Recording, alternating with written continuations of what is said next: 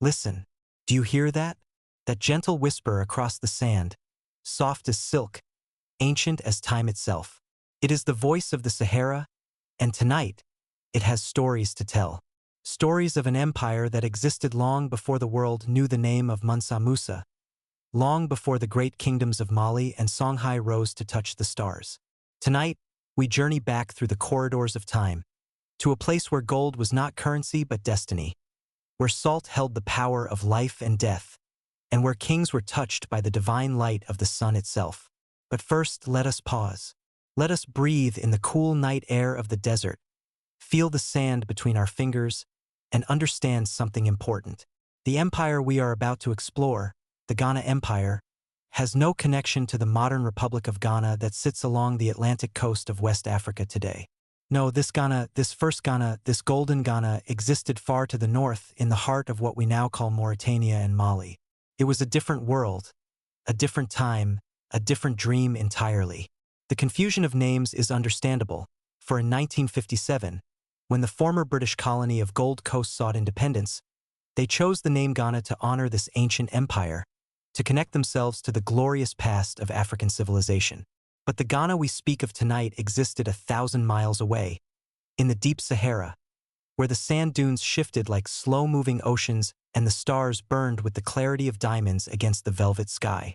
Picture, if you will, a vast sea of sand stretching in every direction, farther than the eye can see, farther than the mind can grasp. This is the Sahara of the 8th century, not the barren wasteland that many imagine today, but a living, breathing landscape of subtle beauty and hidden treasures. The sand is not merely brown or golden, but a tapestry of colors that shift with the light. In the pre-dawn darkness, it appears almost purple, mysterious, and cool to the touch. As the first rays of sun pierce the horizon, it transforms into shades of amber and copper, warming like a lover's embrace. By midday, it blazes white-hot, a mirror reflecting the merciless sun. And now, in the deep of night, it has returned to its primordial darkness, silver-touched by starlight, whispering secrets in languages older than human memory. But the Sahara of Ghana's time was not empty. Oh no, it was very much alive. Green acacia trees dotted the landscape like scattered emeralds, their thorny branches providing shade and sustenance for travelers and animals alike. Underground streams, hidden rivers of life, flowed beneath the sand, known only to those who understood the desert's ancient codes. In places, these waters bubbled up to create oases, small paradises of date palms and cool pools where caravans would rest and replenish their strength for the journeys ahead. The air itself tells stories. Breathe deeply, and you might catch the faint scent of frankincense carried on the wind from distant lands, or the earthier smell of gold dust that seems to permeate everything in this realm. There is the sharp, clean smell of salt, that precious commodity that made empires rise and fall, and underneath it all, the indescribable scent of the desert itself, dry, ancient, eternal. In the distance, if you listen carefully, you might hear the soft tinkling of bells.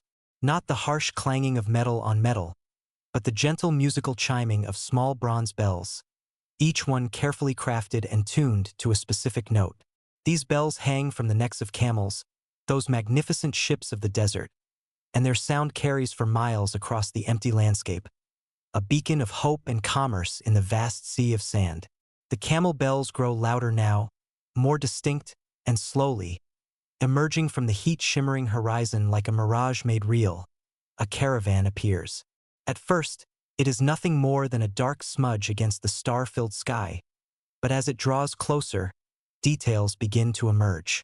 The lead camel, a magnificent bull with a coat the color of burnished copper, steps with the measured pace of an animal that has crossed 1,000 miles of desert and will cross 1,000 more.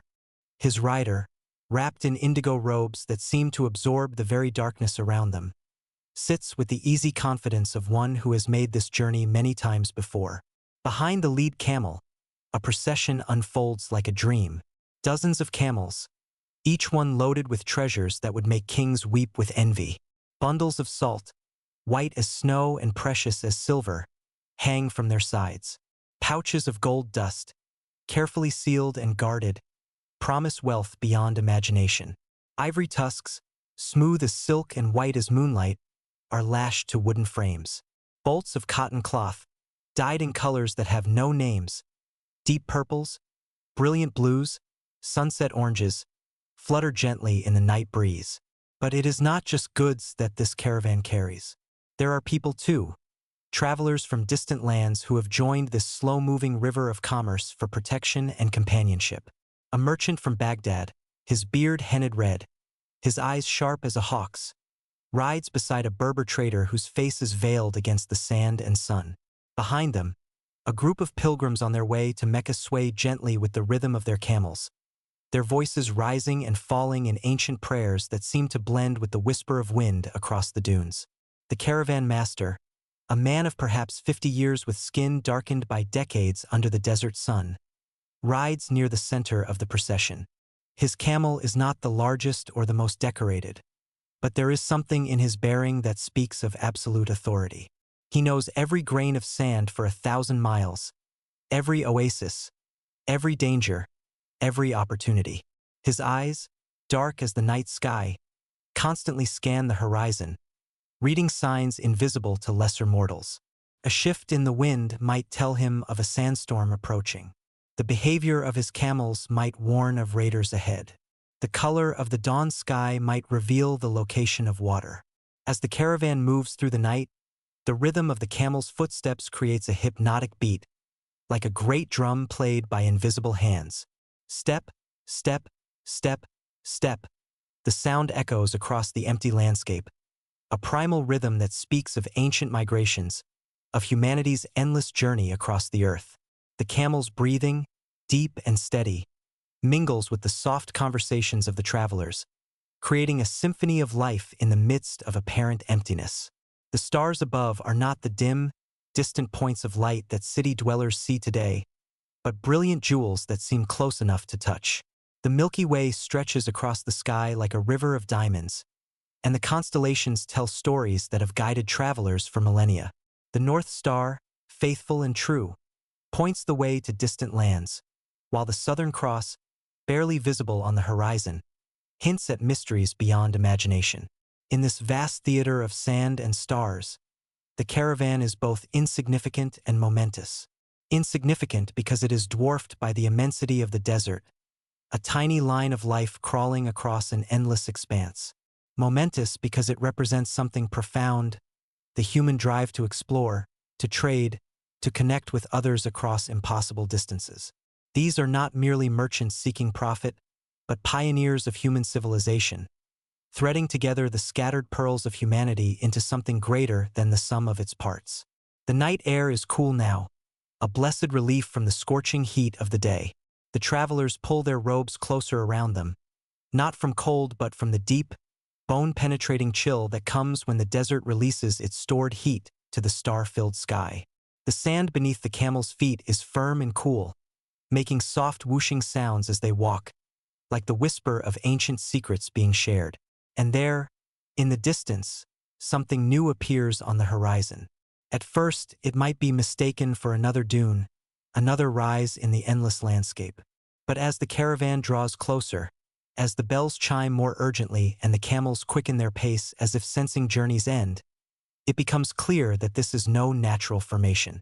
This is the silhouette of a great city, rising from the sand like a dream made manifest. Kumbi Sala. The name itself sounds like music, like the whisper of wind through date palms, like the tinkle of gold coins in a merchant's purse. This is the capital of the Ghana Empire, one of the greatest cities of the medieval world, a place where the wealth of Africa flowed like water and kings ruled with the authority of gods. But we are still in the desert, still with our caravan, still feeling the sand between our fingers and hearing the eternal whisper of the wind. The city is close now, so close that individual buildings begin to emerge from the darkness.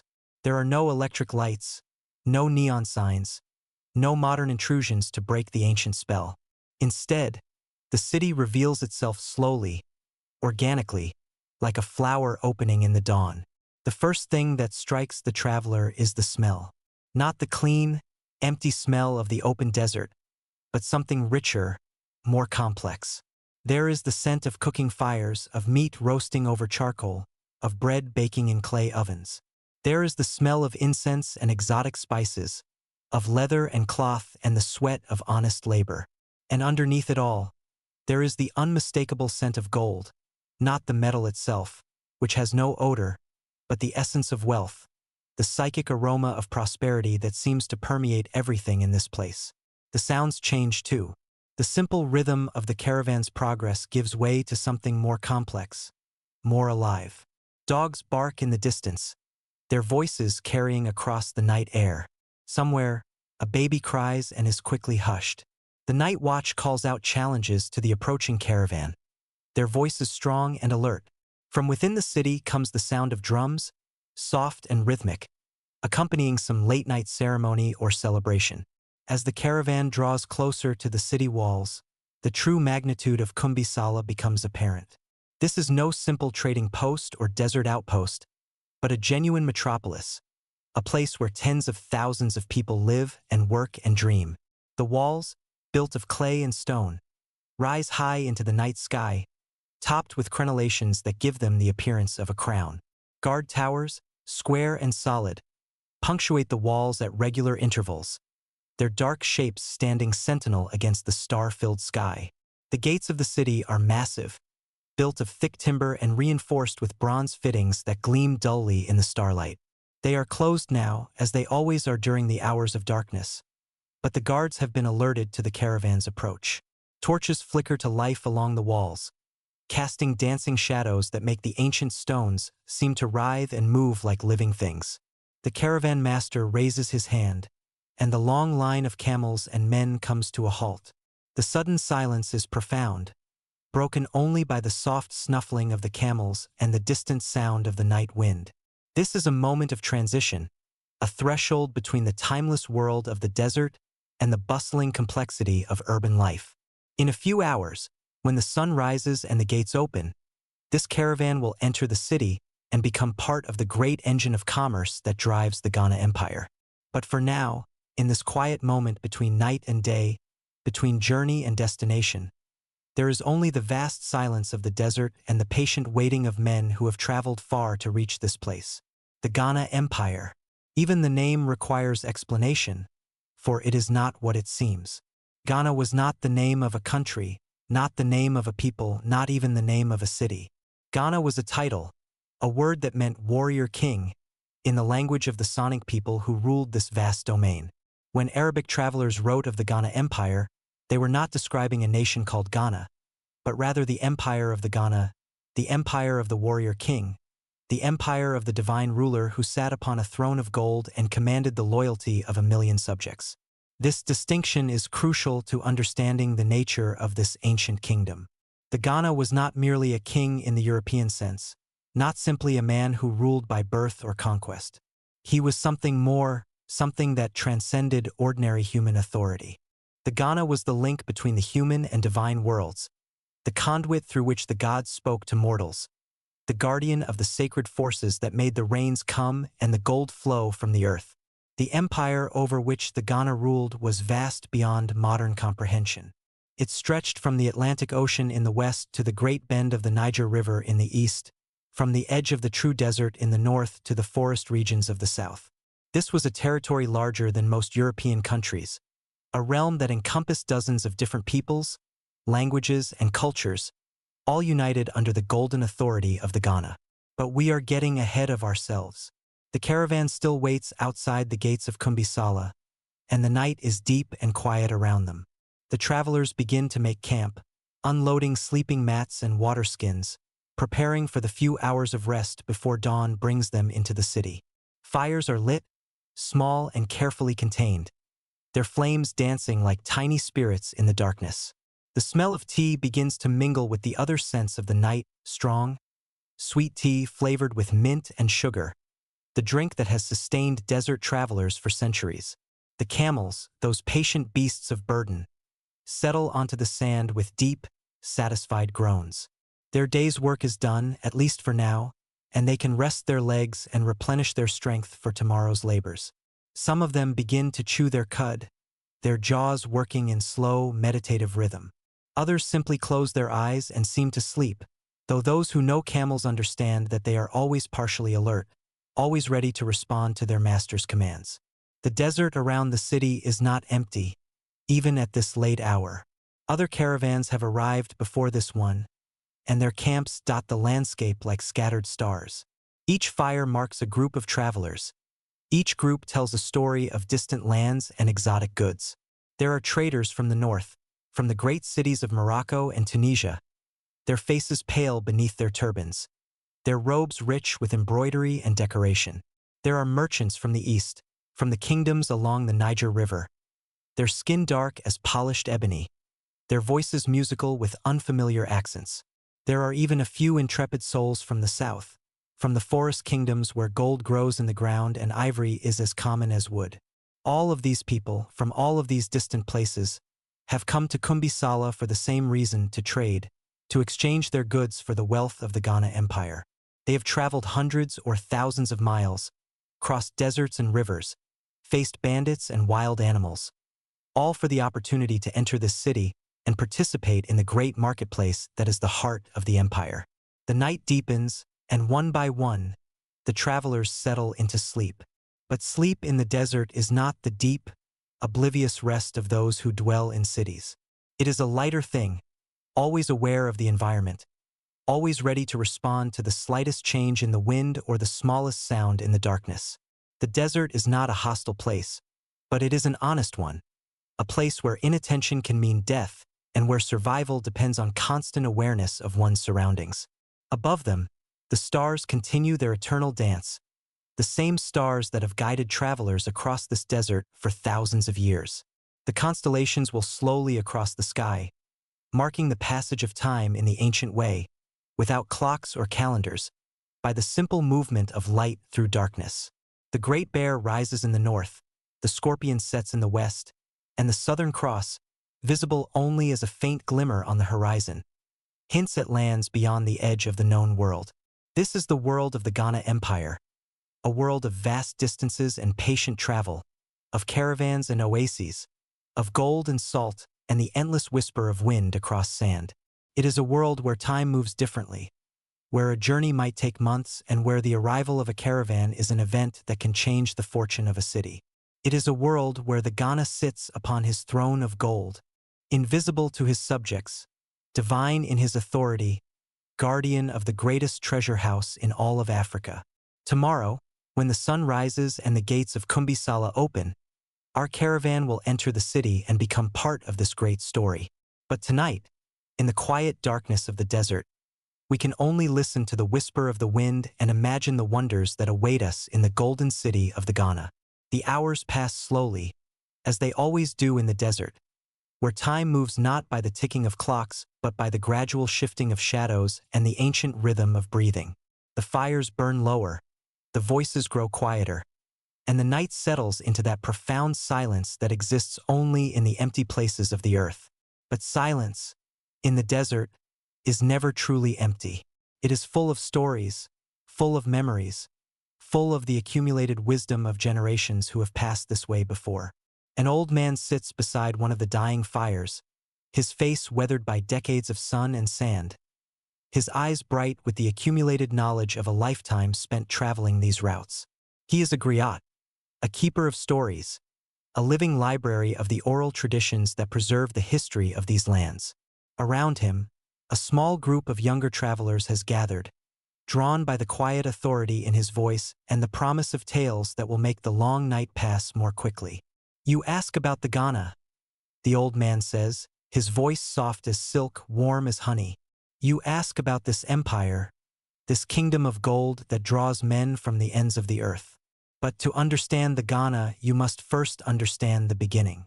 You must hear the stories that our grandfathers told, and their grandfathers before them, stories that stretch back to the time when the world was young and the gods walked among mortals." He pauses, taking a sip of tea from a small glass cup, savoring the sweetness on his tongue. The fire crackles softly, sending small sparks up into the star-filled sky. The listeners lean forward, their faces intent, their minds ready to receive the ancient wisdom that flows like water from the old man's lips. "In the beginning, he continues. There was only the great darkness, and the earth was without form or beauty. But the Creator, whose name is too sacred to speak aloud, looked upon the emptiness and was moved to fill it with wonders. He scattered the stars across the sky like seeds in fertile soil, and he shaped the earth with his hands, creating mountains and valleys, rivers and deserts, forests and plains. But the Creator was not content merely to shape the earth. He wanted to fill it with life, with beings who could appreciate the beauty he had made and give thanks for the abundance he provided. So he breathed upon the dust of the earth, and from that dust arose the first people, the ancestors of all who live today. These first people were not like us. They were taller, stronger, more beautiful than any who have lived since. Their skin gleamed like polished bronze. Their voices were musical as running water, and their eyes held the light of wisdom. They lived in harmony with the earth and with each other, knowing neither war nor want, neither hatred nor fear. But even paradise cannot last forever. The first people grew proud, forgetting the source of their blessings, believing that their strength and beauty came from themselves alone. They began to quarrel among themselves, to covet what others possessed, to forget the simple truths that had made them happy. And so the Creator, seeing that his perfect creation had become corrupted, scattered the people across the earth, dividing them into different tribes and nations, each with its own language and customs. Yet the Creator did not abandon his children entirely.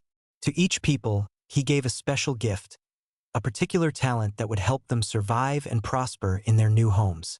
To some, he gave the skill of farming, teaching them to coax grain from the earth and fruit from the trees. To others, he gave the knowledge of metalworking, showing them how to find iron in the ground and shape it into tools and weapons. To still others, he gave the gift of healing, the ability to cure sickness and mend broken bones.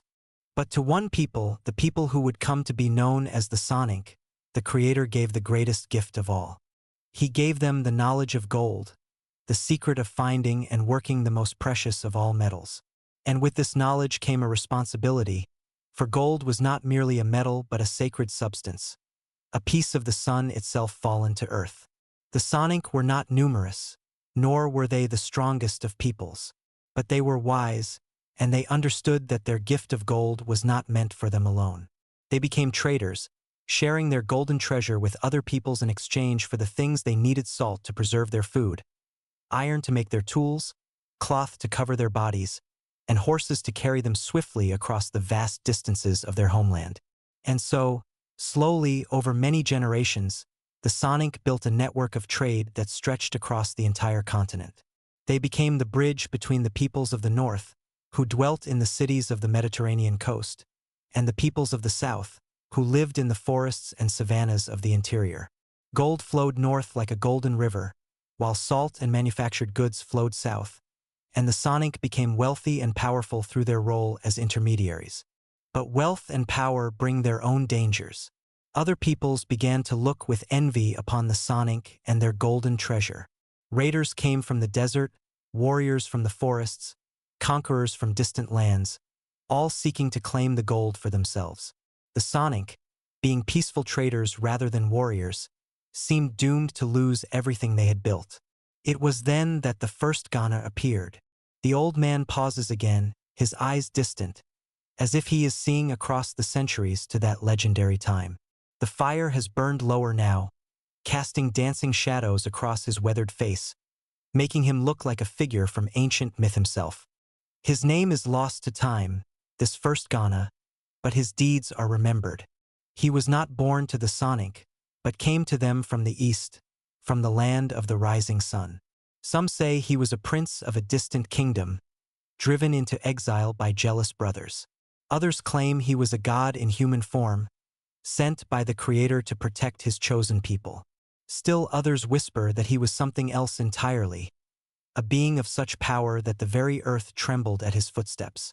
What we know for certain is this: he came to the Sonic in their hour of greatest need, when enemies surrounded them on all sides and their very survival hung in the balance. He was a giant of a man, they say, taller than any mortal, with skin that gleamed like burnished gold and eyes that held the fire of the sun itself. He carried weapons that no smith had ever forged, armor that no arrow could pierce, and when he spoke, his voice was like thunder rolling across the desert. The Sonic elders met with this stranger, and he made them an offer that would change the course of history. He would become their war leader, their protector, their shield against all enemies. In return, they would acknowledge him as their Ghana, their warrior king, their divine ruler, their link to the gods themselves.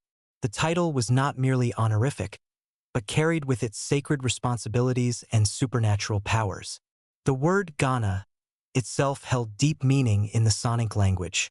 It meant more than simply king or ruler.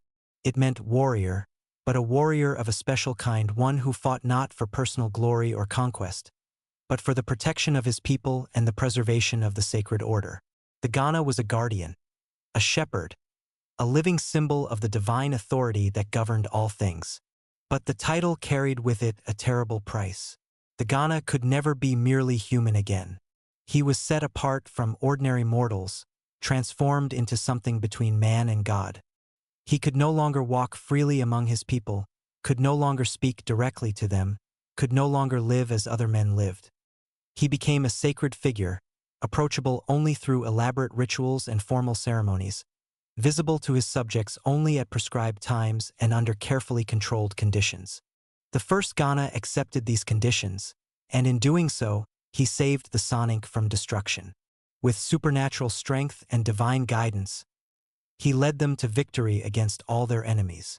He established the borders of their territory, created the laws by which they would live, and founded the institutions that would govern them for centuries to come. Most importantly, he created the system of trade that would make the Ghana Empire the wealthiest and most powerful kingdom in all of Africa. Under the Ghana's protection, the Sonic traders could travel safely across vast distances, carrying their gold to distant markets and returning with goods from far-off lands. The Ghana's authority extended far beyond the borders of Sonic territory, for even foreign kings recognized his power and sought his friendship. Caravans traveled under his protection, merchants paid tribute to his treasury, and his name became synonymous with justice and prosperity throughout the known world. But the Ghana was not content merely to rule over traders and merchants. He understood that true power came not from gold alone, but from the control of the sources of wealth. And so he turned his attention to the establishment of permanent settlements, cities that would become centers of trade and administration, fortresses that would protect his people from their enemies. The first of these cities was modest, nothing more than a collection of mud brick houses clustered around a central well. But it was strategically placed at the intersection of several important trade routes, and it quickly grew into a thriving commercial center. Merchants came from great distances to trade in its markets, craftsmen settled there to practice their skills, and farmers cleared the surrounding land to grow food for the growing population. As the city prospered, the Ghana established others, each one carefully positioned to control a crucial aspect of the trade network.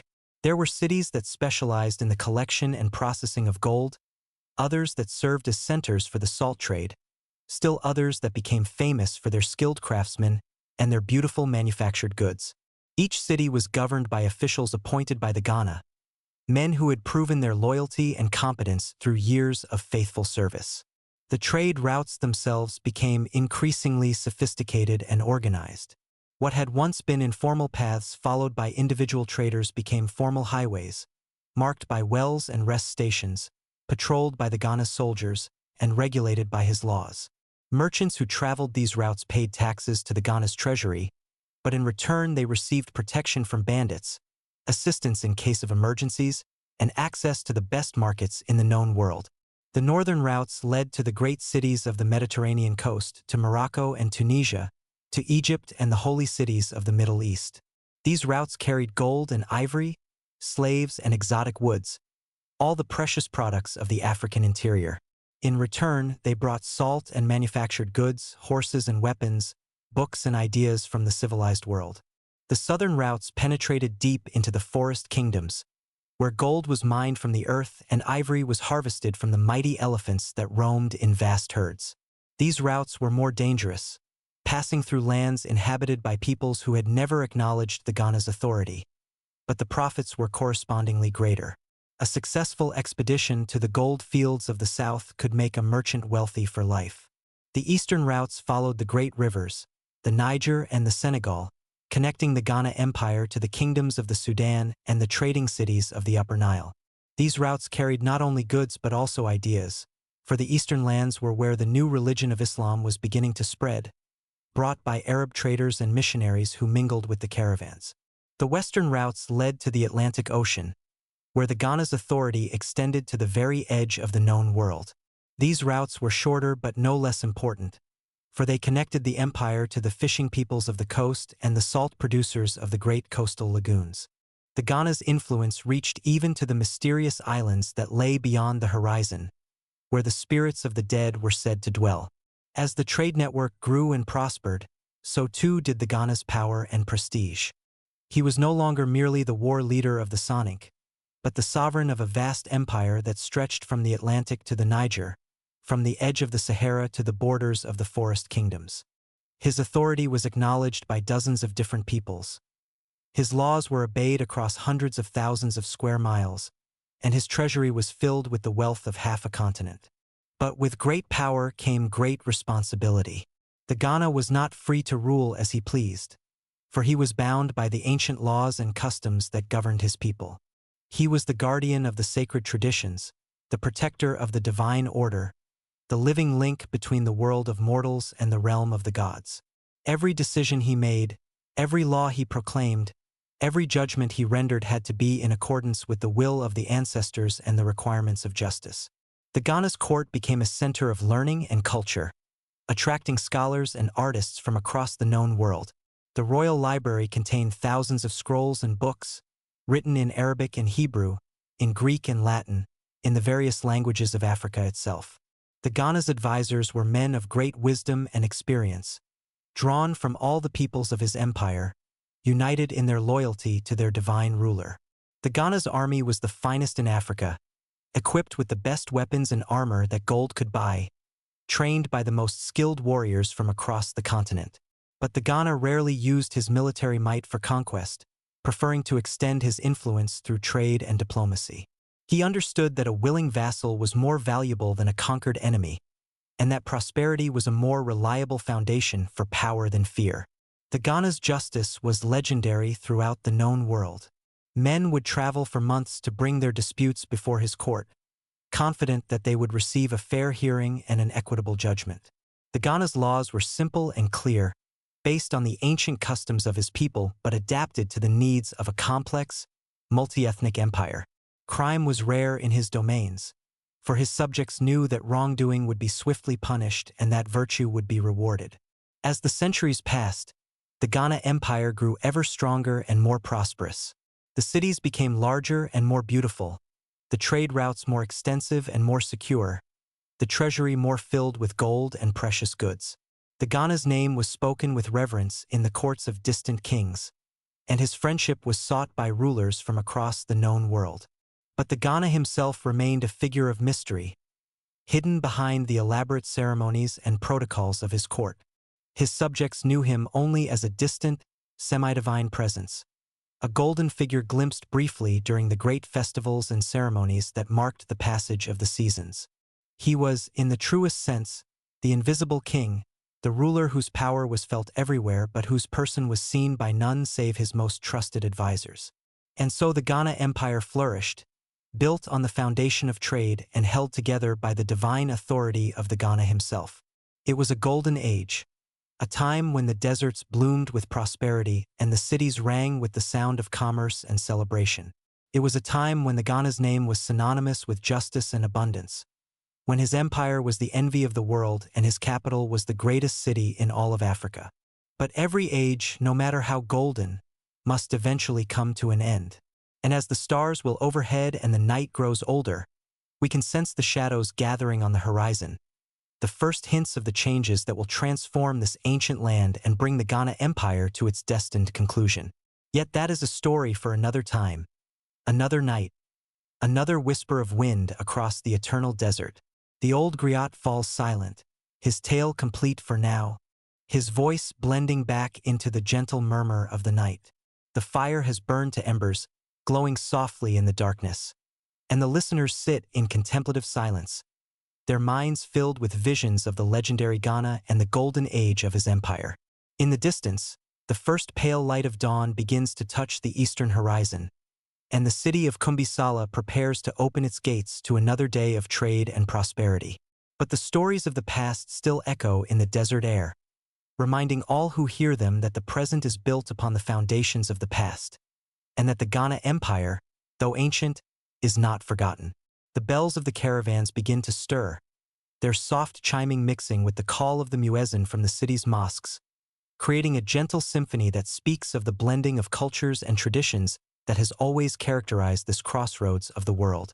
The Ghana Empire lives on, not only in the stones of its cities and the gold of its treasury, but in the memories of its people and the stories they tell beneath the star-filled sky of the eternal desert.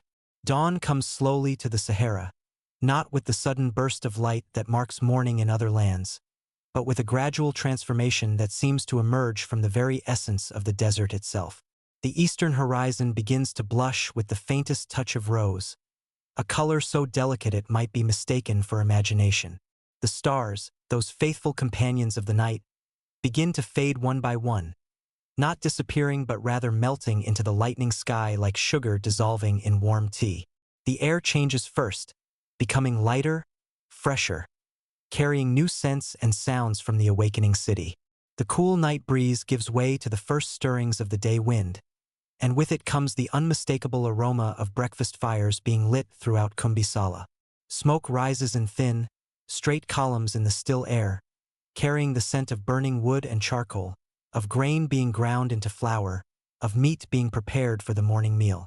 The caravan master is already awake, as such men always are, his internal clock attuned to the rhythms of desert travel.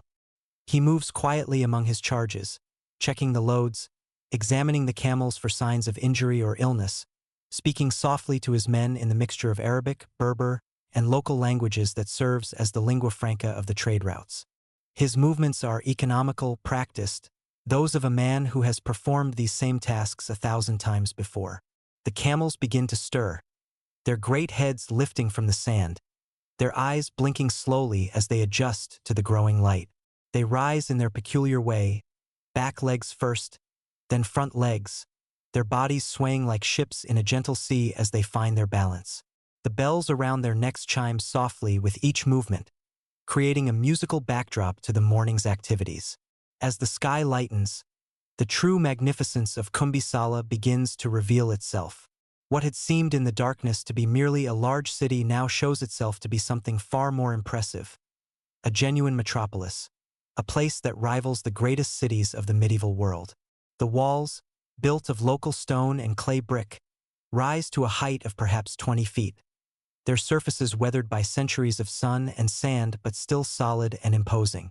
The gates are massive structures, reinforced with iron and bronze, carved with intricate geometric patterns that speak of skilled craftsmen and abundant resources. But it is not the walls or gates that capture the attention of the arriving travelers. It is the city itself, spreading out beyond the fortifications like a vast tapestry woven from stone and wood, clay and thatch. Buildings rise in terraced levels, their flat roofs creating a stepped pattern that follows the gentle undulations of the landscape. Some structures are modest, single-story dwellings with small courtyards and simple doorways. Others are grander, multi-story palaces and public buildings that speak of wealth and power. The architecture is distinctly African, yet influenced by the many cultures that have passed through this crossroads of the world. The basic construction is of sun-dried brick and stone, materials that are well suited to the desert climate. But the decorative elements show influences from North Africa, from the Middle East, from the forest kingdoms of the south. Geometric patterns carved into stone lintels, painted designs on wooden doors, metalwork that combines local techniques with imported styles. All these elements come together to create a unique architectural language that belongs to Kumbisala alone. The call of the muezzin rings out across the city, a haunting, melodious sound that seems to hang in the still morning air. It is answered by other voices from other mosques, creating a complex harmony that speaks of the growing Islamic influence in this traditionally pagan land. Yet alongside these Muslim calls to prayer, other sounds can be heard, the beating of drums from traditional temples, the chanting of priests following older rituals, the simple morning songs of people greeting the new day according to customs that predate the arrival of Islam by centuries. The gates of the city swing open with a deep, resonant creaking that seems to echo from the very foundations of the earth. The sound carries across the desert, reaching the ears of waiting travelers like a promise of hospitality and commerce.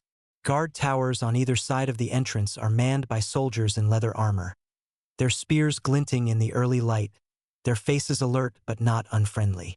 These men have seen countless caravans pass through these gates, have welcomed traders from every corner of the known world, and they perform their duties with the easy confidence of those who serve a powerful and prosperous master. The first to enter are the local traders, men who have been camping outside the walls for days or weeks, waiting for the optimal moment to bring their goods to market. They drive small groups of donkeys or lead single camels, their loads modest but carefully chosen. These are men who understand the rhythms of the city, who know which days are best for selling certain goods, who have established relationships with specific buyers and can afford to wait for the right moment to make their sales. Behind them come the members of our caravan, a more impressive procession that draws admiring glances from the guards and early risers who have gathered to watch the morning's arrivals. The lead camel, magnificent in his copper-colored coat, steps through the gates with the dignity of a king entering his throne room. His rider sits tall and straight, his indigo robes flowing in the morning breeze, his eyes already scanning the city streets for signs of opportunity and danger. The interior of Kumbi Sala unfolds like a flower opening to the sun. The main thoroughfare is wide and well-paved, lined with buildings that seem to grow more impressive the deeper one ventures into the city. But what strikes the newcomer most immediately is not the architecture but the people, the incredible diversity of human faces and forms that populate this crossroads of the world. There are sonic merchants, the original inhabitants of this land, their skin ranging from deep brown to golden bronze, their features reflecting the ancient nobility of their race. They wear robes of fine cotton, often white or cream-colored, with geometric patterns embroidered in gold thread. Their turbans are wound with careful precision, and many carry staffs of carved wood or ivory that serve as both walking aids and symbols of their status. Arab traders move among them, their features sharper, their skin often lighter, their beards carefully trimmed and oiled. They wear the long robes and head coverings of the desert, but their garments are made of finer materials: silk from distant lands, cotton of the highest quality, wool that has been dyed in colors that seem to capture the very essence of jewels. Their movements are quick and purposeful, their voices animated as they conduct their business in the musical cadences of classical Arabic. Berber merchants from the north bring their own distinctive presence to the city's streets. Their faces are often veiled against the sun and sand, but their eyes are sharp and intelligent, missing nothing of what goes on around them. They favor darker colors in their clothing, deep blues and rich browns that blend with the shadows of the desert. Their camels are often larger and stronger than those of other traders, bred for the long journeys across the harshest stretches of the Sahara. From the forest kingdoms of the south come traders whose skin is dark as polished ebony, whose features speak of peoples who have never known the touch of desert sand. They bring with them the rich smells of the forest, exotic woods, rare spices, the musk of strange animals. Their clothing is often more colorful than that of the desert dwellers, with patterns that seem to capture the vibrant life of the jungle itself. But it is not only merchants who populate these streets. There are craftsmen and artisans, their hands marked by their trades, the leatherworker with his stained fingers, the goldsmith with his magnifying glass hanging from a chain around his neck, the weaver with cotton fibers clinging to his clothes. There are scholars and teachers, their arms full of books and scrolls, their faces bearing the serene expression of those who have dedicated their lives to the pursuit of knowledge. Women move through the crowds with grace and dignity, their roles varying according to their cultural backgrounds. Some are heavily veiled in the Islamic fashion, their presence indicated only by the rustle of fabric and the gentle chiming of jewelry. Others follow more traditional customs, their faces uncovered, their clothing bright with colors and patterns that speak of ancient traditions. They carry themselves with the confidence of those who play important roles in the city's economic and social life. Children dart between the legs of adults, their laughter bright as bells, their eyes wide with wonder at the exotic sights and sounds that surround them. They represent the future of this great city, growing up in a world where different cultures blend and merge, where the boundaries between peoples become fluid and permeable. The caravan moves deeper into the city, following the main thoroughfare that serves as the great commercial artery of Kumbisala. The street is alive with activity even at this early hour, as merchants prepare their stalls, craftsmen arrange their workshops, and the general population begins the daily routines that keep the city functioning. The sound of voices speaking in a dozen different languages creates a musical backdrop to the morning's activities, a constant murmur that rises and falls like the breathing of some great living creature. The architecture becomes more elaborate as one moves toward the center of the city. The simple mud-brick houses of the outskirts give way to more substantial structures, 2- and 3-story buildings with carved wooden balconies, painted shutters, and courtyards that glimpse of gardens and fountains. The streets themselves are wider and better maintained, paved with flat stones that provide stable footing for both humans and animals. But it is the division of the city that most clearly reveals its unique character. For Kumbisala is not one city but two, separated not by walls or formal boundaries, but by invisible lines of culture and religion that are nonetheless real and significant. The division is not absolute, people move freely between the two sections, and commerce flows unimpeded from one to the other. But the differences are unmistakable to anyone who knows how to look. The northern section of the city, closer to the gates through which the caravan has just entered, is dominated by the growing Muslim population. Here, the architecture shows strong Islamic influences, pointed arches, geometric decorations, the characteristic patterns of Islamic art and design. The streets are laid out in a more formal pattern, with mosques serving as focal points around which neighborhoods are organized. The call to prayer rings out 5 times a day from multiple minarets, creating a sonic landscape that speaks of devotion and discipline. The Muslim quarter is home to many of the city's long-distance traders, men who have connections with the great Islamic cities of North Africa and the Middle East. Their houses often feature the enclosed courtyards and flat roofs that are characteristic of Islamic architecture, designed to provide privacy and protection from the desert sun. The streets are often narrower than in other parts of the city, creating welcome shade during the heat of the day. Islamic schools, known as madrasas, occupy prominent positions in this section of the city. These institutions teach not only the Quran and Islamic law but also mathematics, astronomy, and other subjects that are essential for successful merchants. The sound of children reciting their lessons in Arabic can be heard from the courtyards of these schools, a rhythmic chanting that adds to the distinctive character of the neighborhood. The markets in the Muslim quarter specialize in goods that are particularly valued in the Islamic world: fine textiles, precious metals, spices, and books. The merchants here often have connections with trade networks that stretch from Spain to India, and their shops contain treasures from across the known world. The negotiation of prices is conducted with the elaborate courtesy that characterizes Islamic business practices, with multiple rounds of tea and lengthy discussions of quality and value. The southern section of the city, by contrast, remains more faithful to the traditional customs of the Sonic people. Here, the architecture is more organic, following older patterns that have been shaped by centuries of adaptation to the local environment. The buildings are often round or oval in shape, with thatched roofs and walls of local stone and clay. The streets follow the natural contours of the landscape, creating a more irregular but somehow more natural pattern than the geometric precision of the Muslim quarter. This traditional section of the city is dominated by the Great Royal Complex, a sprawling collection of buildings that serves as the residence of the Ghana and the administrative center of the empire. The complex is surrounded by high walls, but these are not the military fortifications of a defensive structure.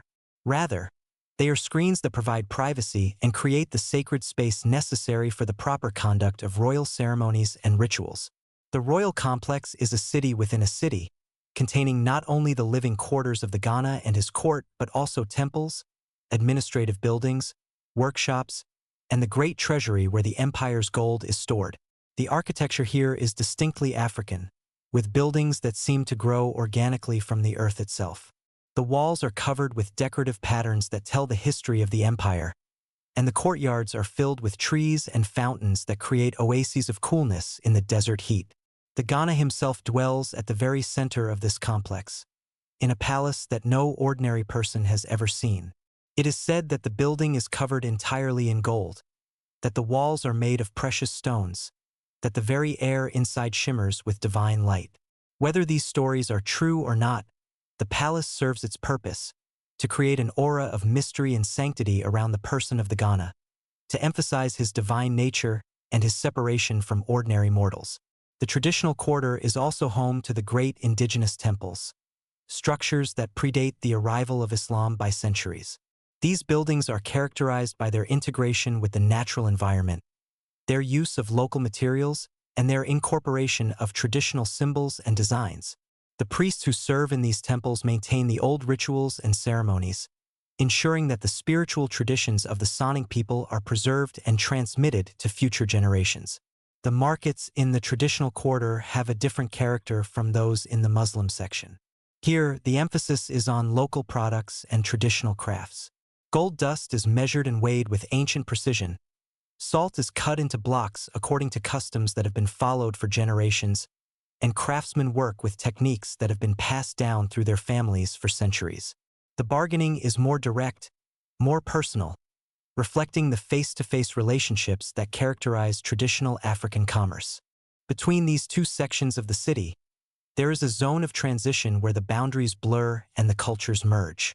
Here, one can find merchants who follow Islamic practices but maintain traditional African customs, craftsmen who work with imported materials but use local techniques, and families who have adapted to the new religion while preserving their ancestral traditions. This transitional zone is perhaps the most characteristic feature of Kumbi Sala, representing the city's unique ability to accommodate different cultures and traditions within a single urban framework. The Great Market Square of Kumbi Sala lies at the heart of this transitional zone, a vast open space paved with flat stones and surrounded by covered arcades where the most valuable goods are traded. This is the beating heart of the city, the place where the wealth of half a continent changes hands, where fortunes are made and lost, where the economic pulse of the Ghana Empire can be felt most strongly. The market comes alive with the sunrise, as merchants from all sections of the city converge to begin another day of trading. The sound is overwhelming at first, hundreds of voices speaking in dozens of languages, the braying of donkeys, the bells of camels, the hammer of craftsmen, the sizzle of food cooking over charcoal fires. But gradually, the chaos resolves itself into patterns, into the complex rhythms of commerce that have been refined over centuries of practice. The most valuable goods are traded in the covered arcades that surround the square.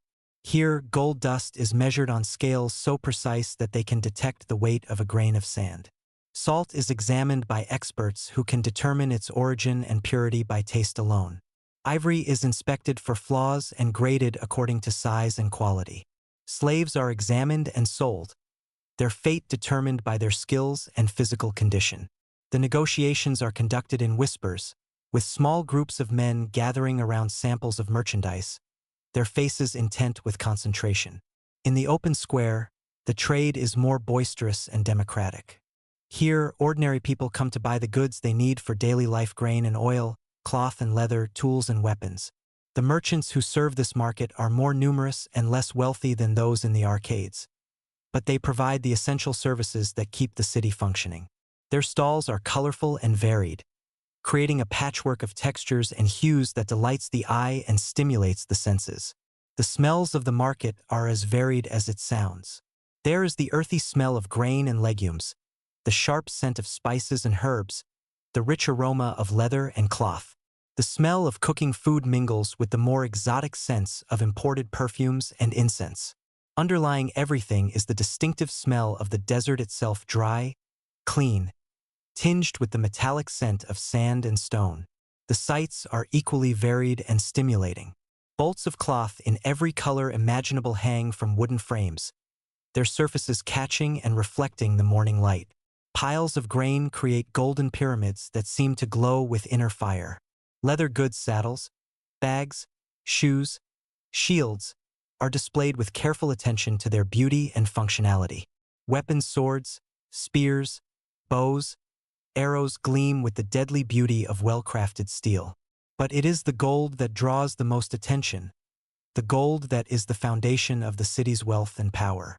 It appears in many forms, as dust carefully measured in small leather pouches, as nuggets that gleam like captured sunlight, as finished jewelry that speaks of the skill of local craftsmen. The gold trade is conducted with special ceremony and precision, for everyone understands that this is not merely a commercial transaction but a sacred act, a participation in the divine mystery that has made the Ghana Empire the wonder of the world. The people who populate this market are as diverse as the goods they trade. There are local farmers who have brought their surplus crops to sell, their faces weathered by sun and wind, their hands calloused from honest labor. There are skilled craftsmen who have spent months creating beautiful objects, their eyes bright with the pride of accomplishment. There are merchants who have traveled thousands of miles to reach this market, their faces marked by the hardships of the journey, but their spirits buoyed by the prospect of profit. Women play important roles in the market, their responsibilities varying according to their cultural backgrounds. Some are merchants in their own right, trading in textiles and household goods, their business acumen equal to that of any man. Others accompany their husbands or fathers, providing support and assistance in the complex negotiations that characterize long-distance trade. Still others are skilled in particular crafts: pottery, weaving, food preparation, that require their specialized knowledge and abilities. The market is also a center of information exchange, a place where news from distant lands is shared and discussed. Merchants arriving from the north bring reports of political developments in Morocco and Tunisia, of changes in demand for various goods, of new opportunities for trade. Those coming from the south share information about conditions in the gold fields, about the activities of competing kingdoms, about the discovery of new sources of wealth. The Ghana's presence is felt everywhere in the market, though he himself is never seen. His officials move among the merchants, collecting taxes and fees, ensuring that the proper standards are maintained, settling disputes that arise between traders. The Ghana's currency, standardized weights and measures, official seals and stamps, provides the framework within which all commerce is conducted. His laws, fair, consistent, and strictly enforced, create the atmosphere of trust and security that is essential for successful trade. As the morning progresses and the sun climbs higher in the sky, the market reaches its peak of activity. The sound of voices rises to a crescendo, the movement of people creates patterns of constant motion, and the energy of commerce fills the air like electricity. This is Kumbi Sala at its most characteristic, a place where the wealth of Africa flows like a great river, where different cultures meet and merge, where the power of the Ghana Empire is made manifest in the daily activities of trade and exchange.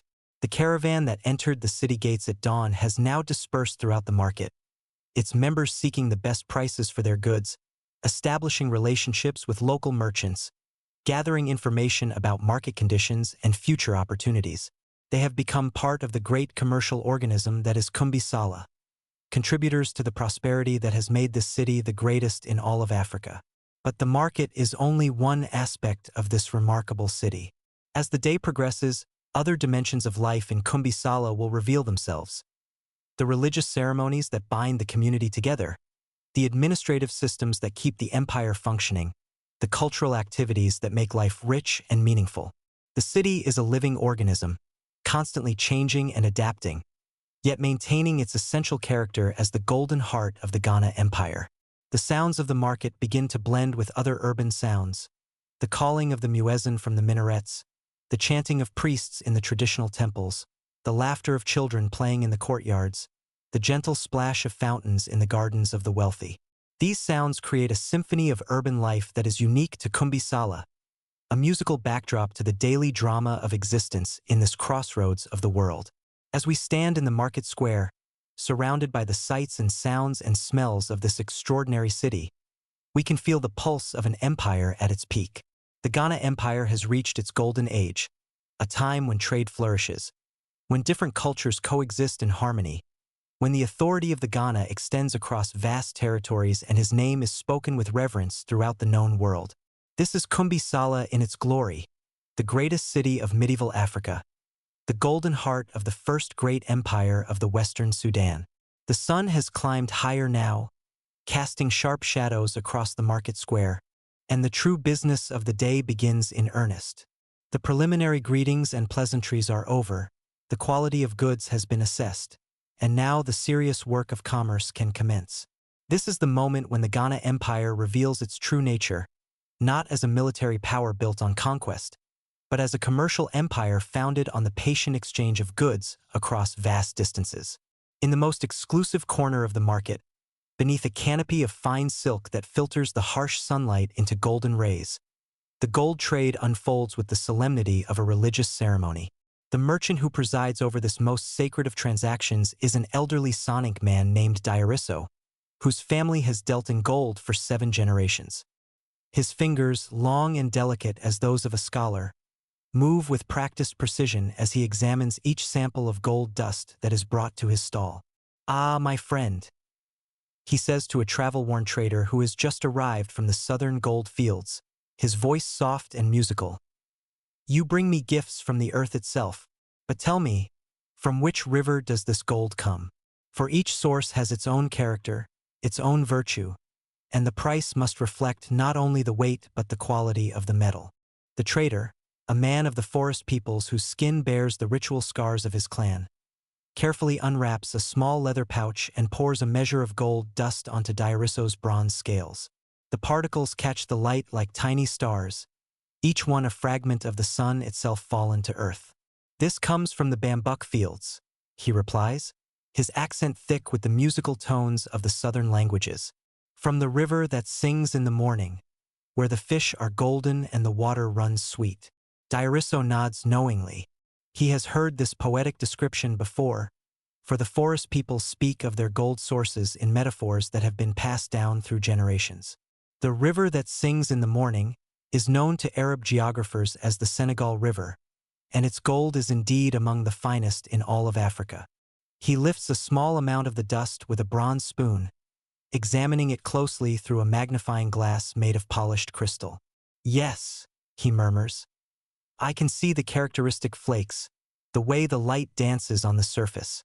This is indeed bambuk gold, and of the highest quality. But tell me, friend, what quantity do you offer, and what do you seek in return?" The negotiation that follows is an art form in itself, a delicate dance of offer and counteroffer that has been refined over centuries of practice. It is not merely a matter of determining price, but of establishing a relationship of trust and mutual respect that will endure long after this particular transaction is complete. The forest trader does not simply want to sell his gold. He wants to establish a connection with the great commercial networks that flow through Kumbisala, to become part of the vast web of trade that connects his remote village to the courts of distant kings. "I offer 10 measures of dust," the trader says, using the traditional unit of measurement that has been standardized throughout the Ghana Empire. "And I seek salt, of course, for my people have great need of it, but also iron, for our smiths are skilled but our ore is poor. And if it please you, some of those blue beads that come from the northern lands, for they are much prized by our women." Diarisso considers this request carefully. The exchange rate between gold and salt is well established, based on the relative scarcity of each commodity in different regions. But iron and glass beads are luxury items, and their value depends on current market conditions and the availability of supply. He must balance his own profit against the need to maintain good relationships with his suppliers, for the gold trade depends on trust and reputation as much as on wealth. "For 10 measures of bambuk gold," he finally responds, "I can offer you 15 blocks of Tagaza salt, each one pure and white as the desert moon. The iron is more difficult. Good iron is scarce this season, for the smiths of the north have been busy with the harvest of weapons. But I can give you 5 spearheads and 3 hoe blades, all of the finest steel. As for the blue beads, you ask for costly things, my friend. These come from the glassmakers of Alexandria, carried across the great desert at enormous expense. But for you, because you bring such fine gold, I will add 1 string of beads, enough to make a beautiful necklace for a chief's wife."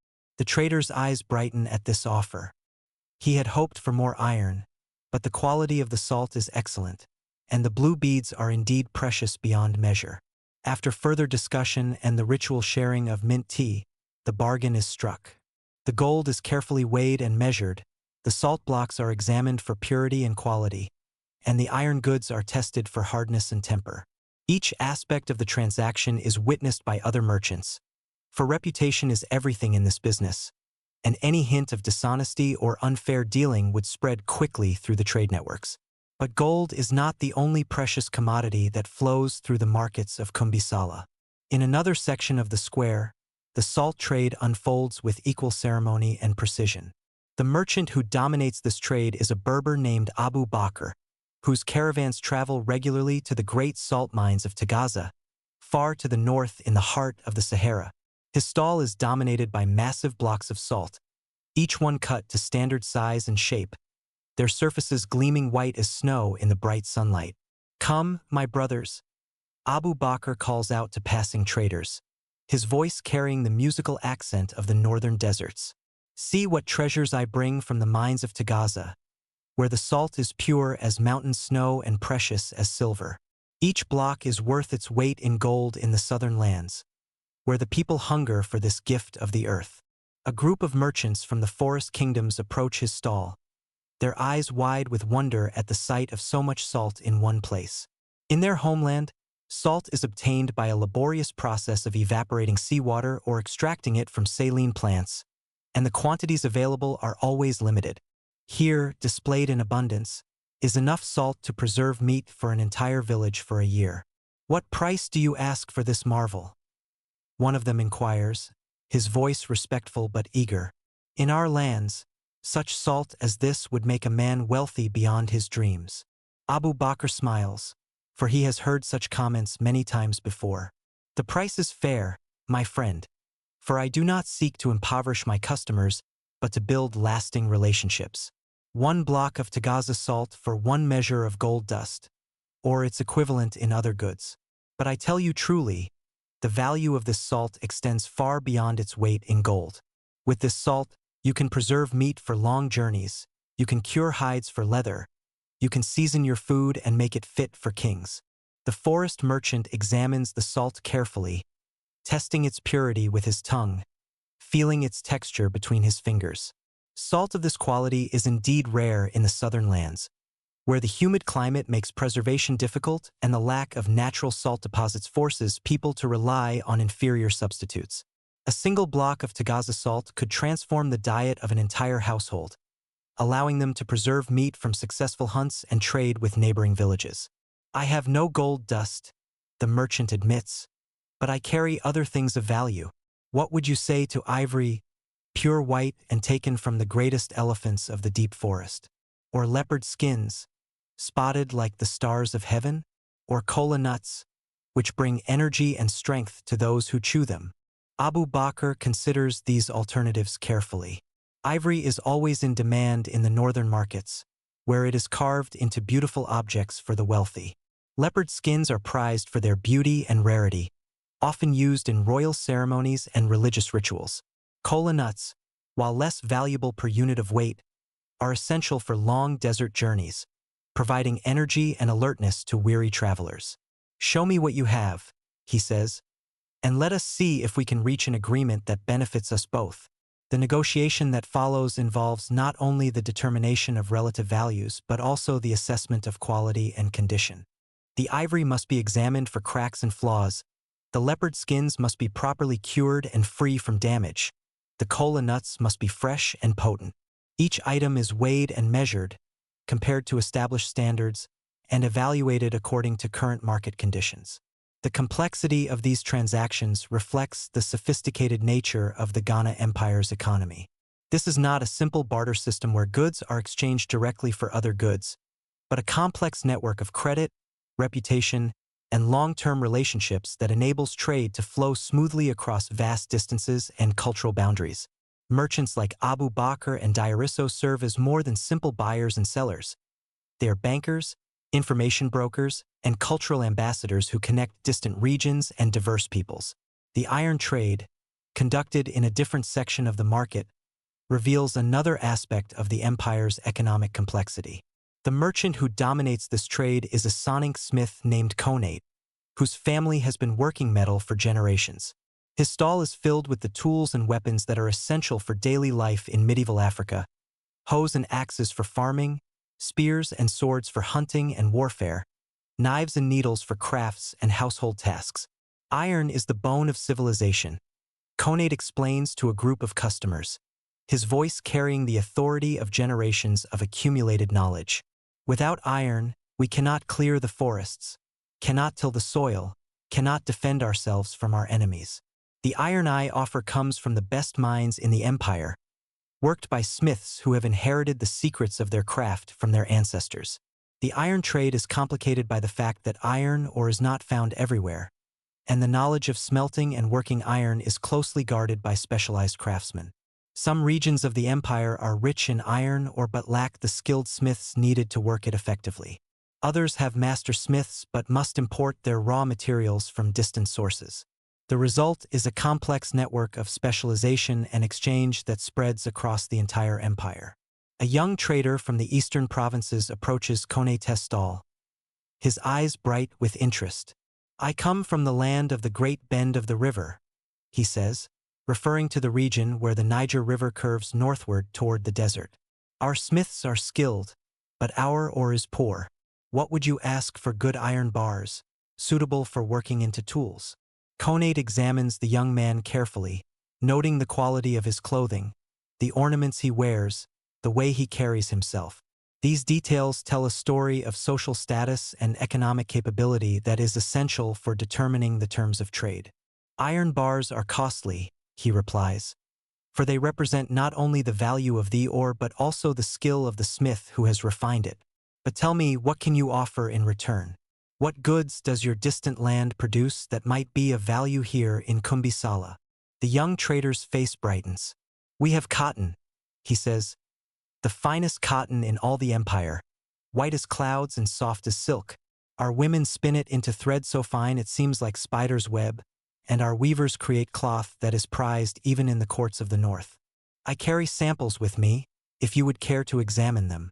The mention of cotton brings murmurs of interest from other merchants who have been listening to the conversation. Fine cotton cloth is always in demand, both for local use and for export to the northern markets. The climate of the Ghana Empire makes cotton cultivation possible in certain regions, but the quality varies considerably depending on local conditions and the skill of the farmers. Conade examines the cotton samples with the practiced eye of a man who has been involved in trade for many years. The fibers are indeed fine and white, with the long staple length that indicates high quality.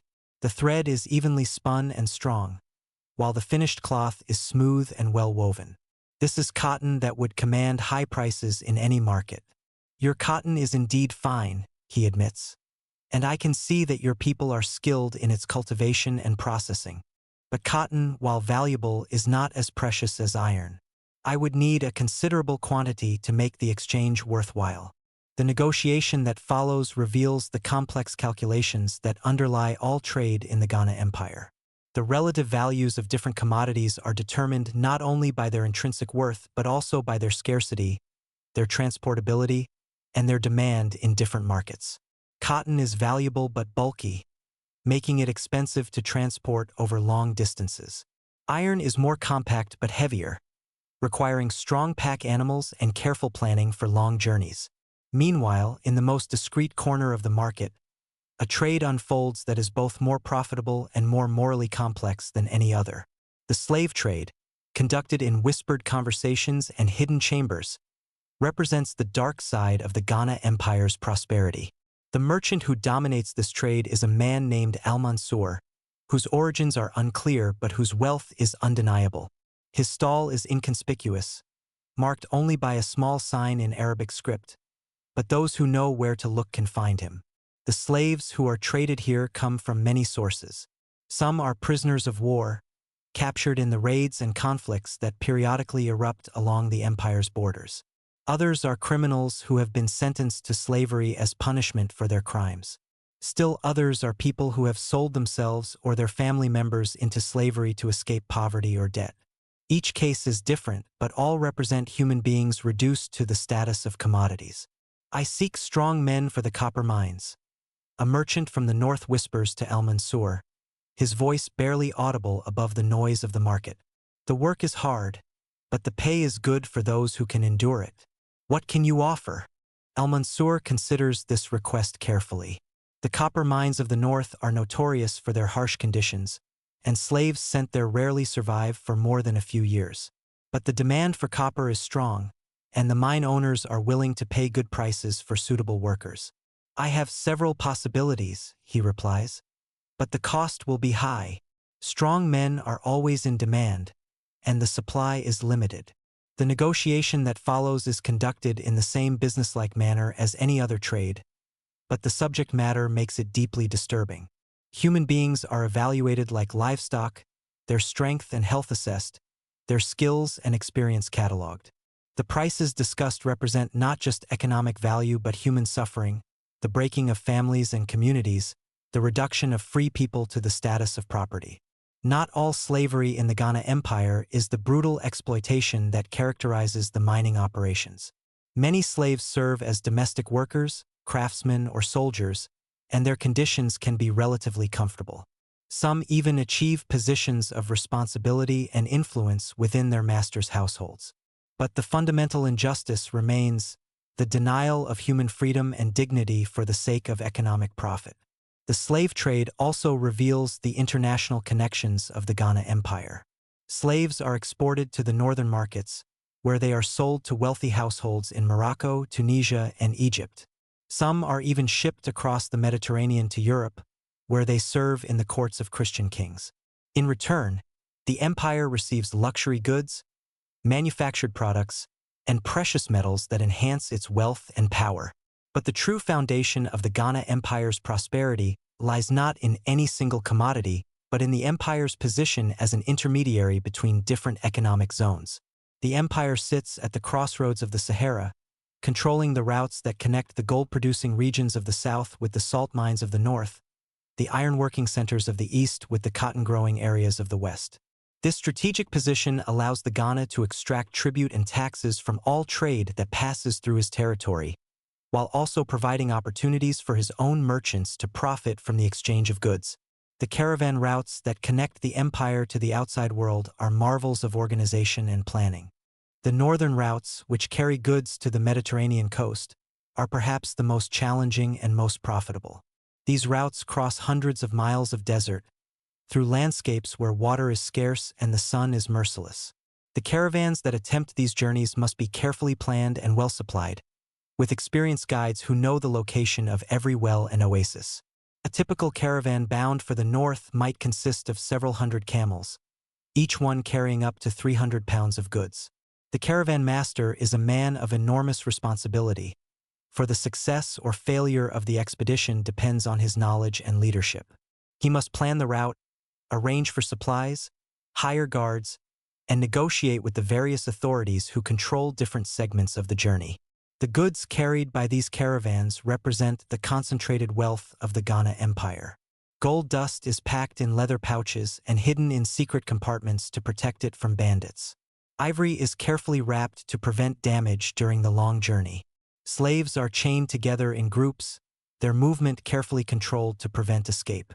Exotic products from the forest kingdoms, rare woods, animal skins, medicinal herbs, are packed in containers designed to preserve their quality during the arduous journey. The journey to the north takes several months, following ancient routes that have been used for centuries. The caravans travel by night when possible, to avoid the worst heat of the day, and rest during the hottest hours in whatever shade they can find. Water is carefully rationed, with each person and animal receiving only what is necessary for survival. The discipline required for such journeys is extraordinary, and only the most experienced traders attempt them. The profits from successful northern expeditions are enormous. Gold that is common in the Ghana Empire commands fantastic prices in the northern markets, where it is used to make coins and jewelry for the wealthy. Ivory is carved into beautiful objects that grace the palaces of kings and nobles. Even slaves, despite the moral objections of some, are valuable commodities in the northern markets. But the northern routes are not the only channels for the empire's trade. The eastern routes, following the great rivers, connect the empire to the kingdoms of the Upper Niger and the trading cities of the Sudan. These routes are easier to travel but less profitable, carrying goods that are bulky and relatively inexpensive. The western routes lead to the Atlantic coast, where the empire's merchants trade with the fishing peoples and the producers of sea salt. The southern routes, perhaps the most dangerous of all, penetrate deep into the forest kingdoms where gold is mined and ivory is harvested. These routes are threatened by wild animals, hostile peoples, and diseases that flourish in the humid climate. But the profits from successful southern expeditions can be enormous, for the forest peoples are eager to trade their gold and ivory for manufactured goods and salt. The Ghana himself benefits from all of this trade through a complex system of taxes, tribute, and royal monopolies. Every caravan that passes through his territory must pay a tax based on the value of its goods. Every merchant who trades in his markets must pay a fee for the privilege of conducting business. Certain goods, particularly gold and salt, are subject to royal monopolies that ensure the Ghana receives a percentage of all transactions. The royal treasury, housed in the Great Palace complex at the heart of Kumbisala, is said to contain wealth beyond imagination. Gold dust is stored in enormous jars, each one guarded by loyal soldiers. Precious stones and jewelry are kept in locked chests, their beauty hidden from all but the most trusted servants. Silver coins from the northern markets are counted and recounted, their value carefully recorded by the royal scribes. But the Ghana's wealth is not merely accumulated for its own sake. It serves important political and social functions, demonstrating the ruler's power and legitimacy, providing resources for public works and military campaigns, and creating a reserve that can be drawn upon in times of crisis. The Ghana's generosity in distributing gifts and rewards helps to maintain the loyalty of his subjects and allies, while his ability to fund large-scale projects demonstrates his commitment to the welfare of his people. The economic system of the Ghana Empire is thus far more complex and sophisticated than a simple trading network. It is a carefully balanced mechanism that extracts wealth from the natural resources of the region, processes and transforms that wealth through skilled craftsmanship, and distributes it through extensive trade networks that span the entire continent. The Ghana himself sits at the center of this system, not as a passive beneficiary but as an active manager who shapes policy and makes decisions that affect the lives of millions of people. As the sun reaches its zenith and the heat becomes almost unbearable, the market activity begins to slow. The most important transactions of the day have been completed, and the merchants prepare for the midday rest that is essential for survival in the desert climate. The sounds of commerce gradually give way to the quieter rhythms of urban life, as people seek shelter from the sun and prepare for the afternoon's activities. But the economic engine of the Ghana Empire never truly stops. Even as the market square empties and the merchants retreat to their cool chambers, the great machine of trade continues to function. Caravans are being prepared for departure, goods are being processed and packaged, and plans are being made for future expeditions. The wealth of Africa flows through Kumbisala like a great river, carrying prosperity to those who are skilled enough to navigate its currents and brave enough to risk its dangers. This is the true secret of the Ghana Empire's power, not military might or divine authority, but the patient accumulation of wealth through trade, the careful management of resources, and the skilled exploitation of geographic advantages. The Ghana has built his empire not on conquest but on commerce, not on the sword but on the scale, not on the fear of his enemies but on the trust of his trading partners. It is a remarkable achievement, one that has made the Ghana Empire the wonder of the medieval world and the envy of kings and emperors throughout Africa and beyond. The sun stands now at its zenith, a blazing orb of white fire that transforms the very air into shimmering waves of heat. The market square, so alive with activity just hours before, begins to empty as merchants and customers alike seek shelter from the merciless embrace of the desert sun. The stones of the square radiate heat like the surface of a furnace, and even the camels, those patient endurers of desert hardship, seek what little shade they can find beneath the covered arcades that surround the market. This is the sacred hour of rest, when the laws of survival in the Sahara override all considerations of profit and commerce. Shopkeepers pull heavy curtains across their stalls, creating dark chambers where the heat cannot penetrate. Merchants retreat to their houses, where thick walls and high ceilings provide blessed coolness. The very rhythm of life in Kumbisala acknowledges the power of the sun and the wisdom of those who know when to yield to forces greater than human ambition. But while the common people rest and seek shelter, there is one place in the city where activity continues, where the heat of the sun is but a distant concern, where the affairs of empire proceed with the same measured pace regardless of the time of day or the season of the year. This is the Royal Palace Complex, the sacred center of the Ghana Empire, where the divine ruler himself holds court in chambers that mortal eyes have never seen. The approach to the palace is a journey through layers of increasing sanctity and decreasing accessibility. The outermost walls, built of massive stone blocks quarried from distant mountains, rise 20 feet above the surrounding streets. These walls are not merely defensive structures, but symbolic barriers that separate the sacred space of the palace from the profane world of everyday life. The stones themselves are said to have been blessed by the royal priests, and touching them without permission is considered a grave transgression against the divine order. The gates that pierce these walls are masterpieces of craftsmanship and symbolism, carved from single blocks of hardwood brought from the distant forests. They are covered with intricate geometric patterns that tell the story of the empire's founding and the divine mandate of the Ghana dynasty.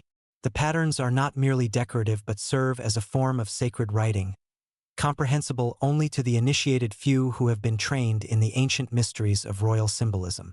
Before these gates stand the palace guards, men chosen not only for their physical strength and martial skill, but for their absolute loyalty to the Ghana and their understanding of the sacred nature of their duty.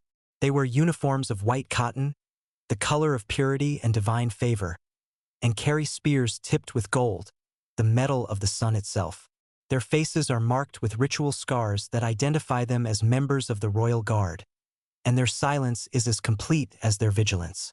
No ordinary person may approach these gates without specific permission from the palace authorities. Even the most wealthy merchants, the most distinguished visitors from foreign lands, must first present their credentials to lesser officials who serve as intermediaries between the world of mortals and the divine realm of the Ghana. The process of gaining an audience, should such a thing be possible at all, can take days or even weeks, involving numerous ceremonies, ritual purifications, and the presentation of appropriate gifts. Beyond the outer gates lies the first courtyard, a vast space paved with smooth stones and surrounded by administrative buildings where the business of empire is conducted. Here work the scribes and accountants who keep track of the tribute flowing in from vassal kingdoms, the tax collectors who ensure that the Ghana's share of commercial profits is properly recorded, and the diplomatic officials who maintain correspondence with foreign rulers. The courtyard itself is a marvel of geometric precision, its layout based on sacred mathematical principles that reflect the divine order of the universe. The buildings that surround this courtyard are constructed according to architectural principles that have been refined over centuries. The walls are thick enough to provide insulation from the heat, while the high ceilings allow hot air to rise and cool air to circulate near the floor. Windows are positioned to catch the prevailing winds while excluding direct sunlight, and the entire complex is designed to create microclimates that remain comfortable even during the hottest days of the year. But the true marvel of the palace complex lies not in its physical structure but in the invisible hierarchy of power and sanctity that governs every aspect of life within its walls.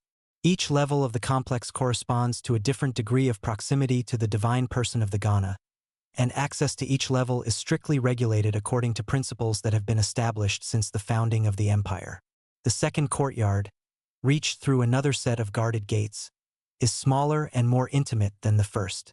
Here gather the Ghana's senior advisors, men who have proven their wisdom and loyalty through years of faithful service. These are the officials who shape policy, who interpret the Ghana's will, who make the countless decisions that keep the empire functioning.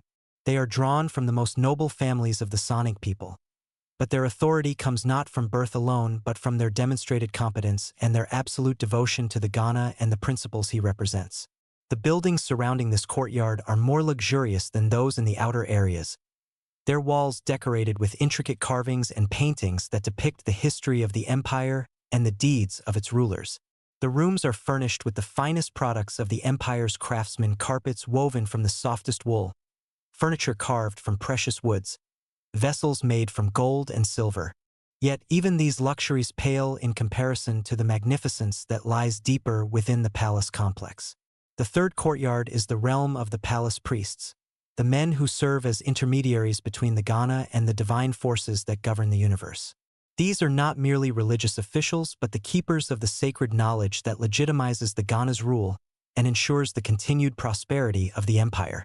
They are scholars of the ancient texts, interpreters of omens and signs, conductors of the rituals that maintain the cosmic order. The priests dress in robes of deep blue, the color of the night sky and the infinite mysteries of the universe. Their heads are shaved and their faces painted with sacred symbols that mark them as servants of the divine. They speak in whispers when they speak at all, for their voices carry the weight of sacred authority and must not be used carelessly. Their knowledge is vast and their memories perfect, for they are the living repositories of the wisdom that has been accumulated over centuries of royal rule.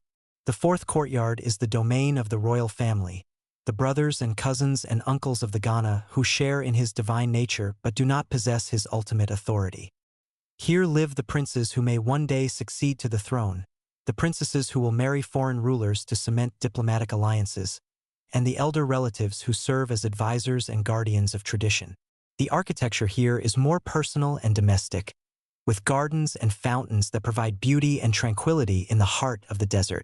But even these royal relatives rarely see the Ghana himself, for he dwells in the innermost sanctum of the palace, a place so sacred that its very existence is known only to a select few. The fifth and final courtyard is the Ghana's private domain, a space that exists at the boundary between the human and divine worlds. Here, in chambers that have never been described by any mortal tongue, the Ghana lives his isolated existence, surrounded by the trappings of divinity and the crushing weight of absolute power. The Ghana's daily routine is governed by rituals that have been unchanged for centuries. He rises before dawn, not to the sound of roosters or the calls of merchants, but to the gentle chanting of priests who have been keeping vigil through the night. His first act each day is to greet the sun, not as a human being grateful for light and warmth, but as a divine being acknowledging his kinship with the celestial forces that govern the universe. The Ghana's breakfast is not a simple meal but a sacred ceremony. Every dish is prepared according to ancient recipes and presented in vessels that have been blessed by the palace priests. The Ghana eats alone, in silence, while priests chant prayers that invoke the blessings of the ancestors and the protection of the gods. Even the act of eating is transformed into a ritual affirmation of the Ghana's divine nature and his responsibility to maintain the cosmic order. After breakfast, the Ghana receives reports from his advisors, but he does not meet with them directly. Instead, he sits behind a screen of woven gold, his presence felt but his person unseen. His advisors speak to the screen, presenting their information and recommendations, while the Ghana listens in perfect silence. When he chooses to respond, his words are conveyed through intermediaries, for his voice is too sacred to be heard directly by mortal ears. The reports that reach the Ghana cover every aspect of the empire's operations. Tax collectors report on the tribute flowing in from vassal kingdoms, their careful tallies recording the gold dust and salt blocks, the ivory and slaves, the exotic goods and manufactured products that represent the empire's wealth. Military commanders report on the security of the borders, the loyalty of subject peoples, and the movements of potential enemies. Diplomatic officials report on correspondence with foreign rulers, the success of trade missions, and the delicate negotiations that maintain the empire's network of alliances. The Ghana's responses to these reports are subtle and indirect, often conveyed through symbolic gestures whose meaning is understood only by those who have spent years learning the intricate language of royal communication. A slight movement of his hand might indicate approval. A particular position of his feet might suggest a need for further information. A change in his breathing might signal displeasure. His advisors must be skilled interpreters of these signs, for the Ghanas must be understood and implemented, even though it is never directly expressed. The system of government that has evolved around the Ghana's divine persona is both highly centralized and remarkably flexible. Ultimate authority rests with the Ghana himself, but the practical business of administration is conducted by a complex hierarchy of officials who act in his name. These officials derive their power not from personal wealth or military strength, but from their proximity to the Ghana and their ability to interpret and implement his will. The empire is divided into provinces, each governed by a royal appointee who serves as the Ghana's representative in that region. These governors are typically members of the royal family or trusted nobles who have proven their loyalty through years of service. They possess considerable autonomy in handling local affairs, but their authority is ultimately derived from the Ghana, and they must report regularly on their activities and decisions. The governors themselves are supported by local administrators who handle the day-to-day business of government. These men are often drawn from the traditional elites of their regions, local chiefs and notables who have accepted the Ghana's supremacy in exchange for confirmation of their own authority. This system allows the empire to incorporate diverse peoples and cultures while maintaining overall unity and control. The tribute system that supports the empire is both a source of wealth and a mechanism of political control. Each vassal kingdom and subject people is required to send regular tribute to the Ghana's court, the amount and type of tribute determined by the region's resources and economic capabilities. The tribute serves not only to enrich the Ghana's treasury, but also to acknowledge his supremacy and to bind the subject peoples to the imperial system. The collection of tribute is surrounded by elaborate ceremonies that emphasize the sacred nature of the Ghana's authority. Tribute bearers must undergo ritual purification before approaching the palace, and their offerings must be presented according to strict protocols that have been established over centuries. The Ghana himself never appears during these ceremonies, but his presence is felt through the elaborate rituals that surround the acceptance of tribute. The most important tribute comes in the form of gold dust, the foundation of the empire's wealth and the symbol of the Ghana's divine favor. The gold is carefully weighed and measured, its purity tested, and its value recorded by the royal scribes. But the act of presenting gold to the Ghana is more than a simple economic transaction. It is a ritual acknowledgement of his divine nature and his role as the guardian of the empire's prosperity. Salt tribute is equally important, both for its economic value and its symbolic significance. Salt is essential for life in the desert, and the Ghana's control over the salt trade is one of the sources of his power. The presentation of salt tribute is accompanied by prayers and incantations that invoke the Ghana's protection and blessing, transforming a commercial transaction into a religious ceremony. The tribute system also includes human beings, slaves who are presented to the Ghana as acknowledgement of his power over life and death. These slaves are carefully selected for their skills and physical attributes, and their presentation is surrounded by rituals that emphasize the Ghana's role as the ultimate arbiter of human destiny. Some of these slaves are incorporated into the palace household, while others are redistributed to loyal officials as rewards for faithful service. The Ghana's court is a world unto itself, governed by protocols and traditions that have been refined over centuries. Every aspect of court life is regulated by elaborate rules that reflect the sacred nature of the Ghana's person and the divine order that he represents. The courtiers who serve the Ghana are not merely officials but priests of a sort, participants in a continuous ritual that maintains the cosmic balance and ensures the empire's prosperity. The hierarchy of the court is expressed through a complex system of titles, privileges, and ceremonial roles. The highest officials are those who have the privilege of approaching closest to the Ghana's person, though even they never see him directly. These men serve as intermediaries between the Ghana and the rest of the court, conveying his will and interpreting his intentions. Their position is both enormously powerful and extremely precarious, for they must balance the competing demands of absolute loyalty to the Ghana and effective administration of the empire. The Ghana's isolation from the world is both a source of his power and a burden that he must bear. He is revered as a divine being, but he is also a prisoner of his own sanctity, cut off from the ordinary pleasures and experiences that make life meaningful for other people. He cannot walk freely through his own city, cannot speak directly to his subjects, cannot experience the simple human connections that bind other people together. Yet this isolation is not seen as a tragedy but as a necessary sacrifice that the Ghana makes for the welfare of his people.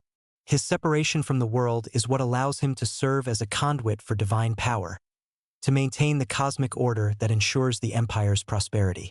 The Ghana's personal happiness is less important than his role as the guardian of the empire and the protector of his people.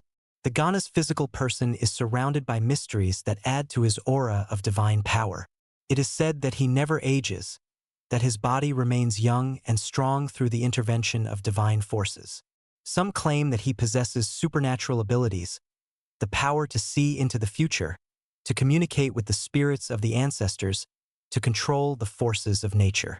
Whether these claims are true or not, they serve to reinforce the Ghana's authority and to justify the absolute obedience that his subjects owe him. The Ghana's death, when it eventually comes, is surrounded by elaborate rituals that emphasize the continuity of divine rule. His body is said to be preserved through secret processes known only to the palace priests, and his burial is accompanied by ceremonies that ensure his continued presence in the spirit world. The succession to the throne is governed by ancient laws that ensure the smooth transfer of power while maintaining the divine nature of royal authority.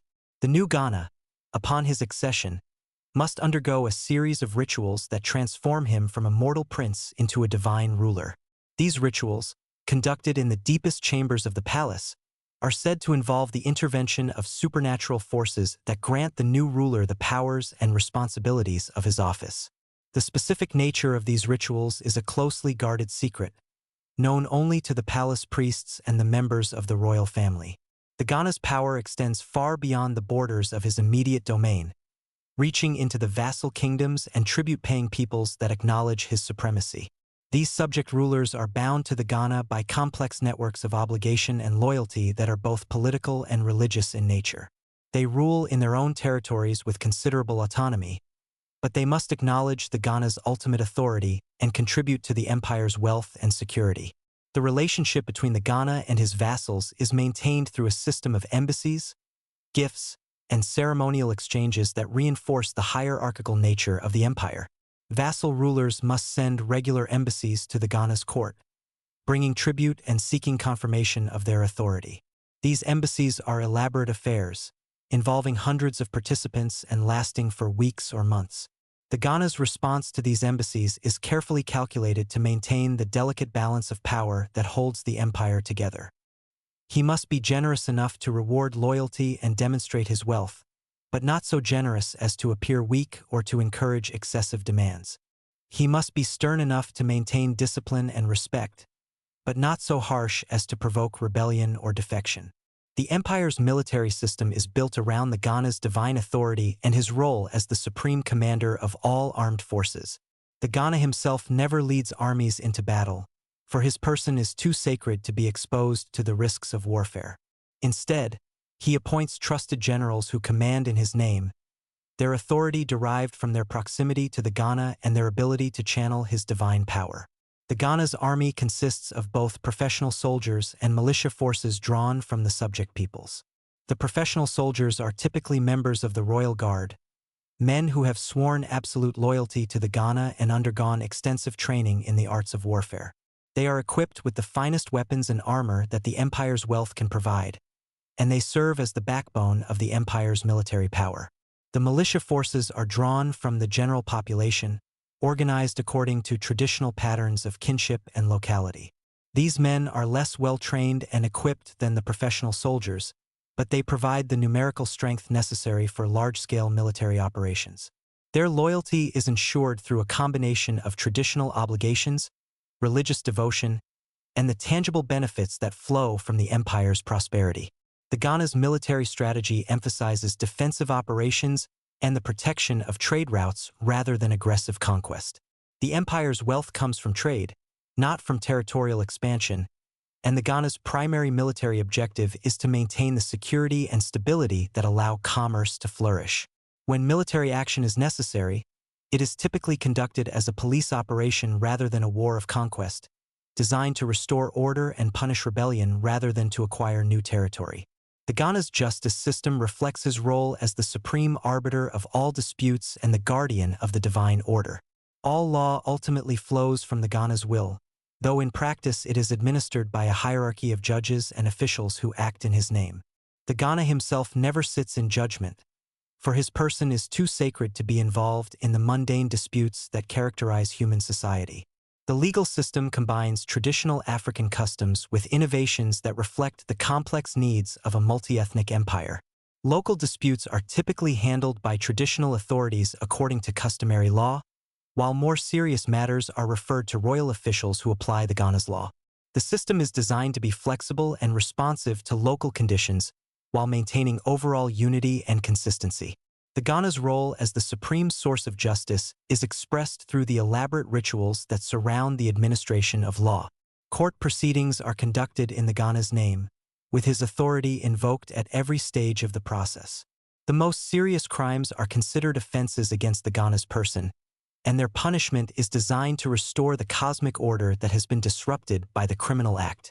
As the afternoon heat begins to subside and the shadows grow longer, the invisible presence of the Ghana continues to permeate every aspect of life in Kumbhi-Sala.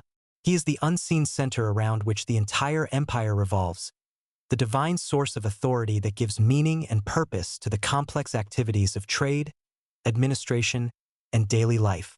Though he remains hidden behind the walls of his palace, his influence is felt in every market transaction, every judicial decision, every diplomatic negotiation.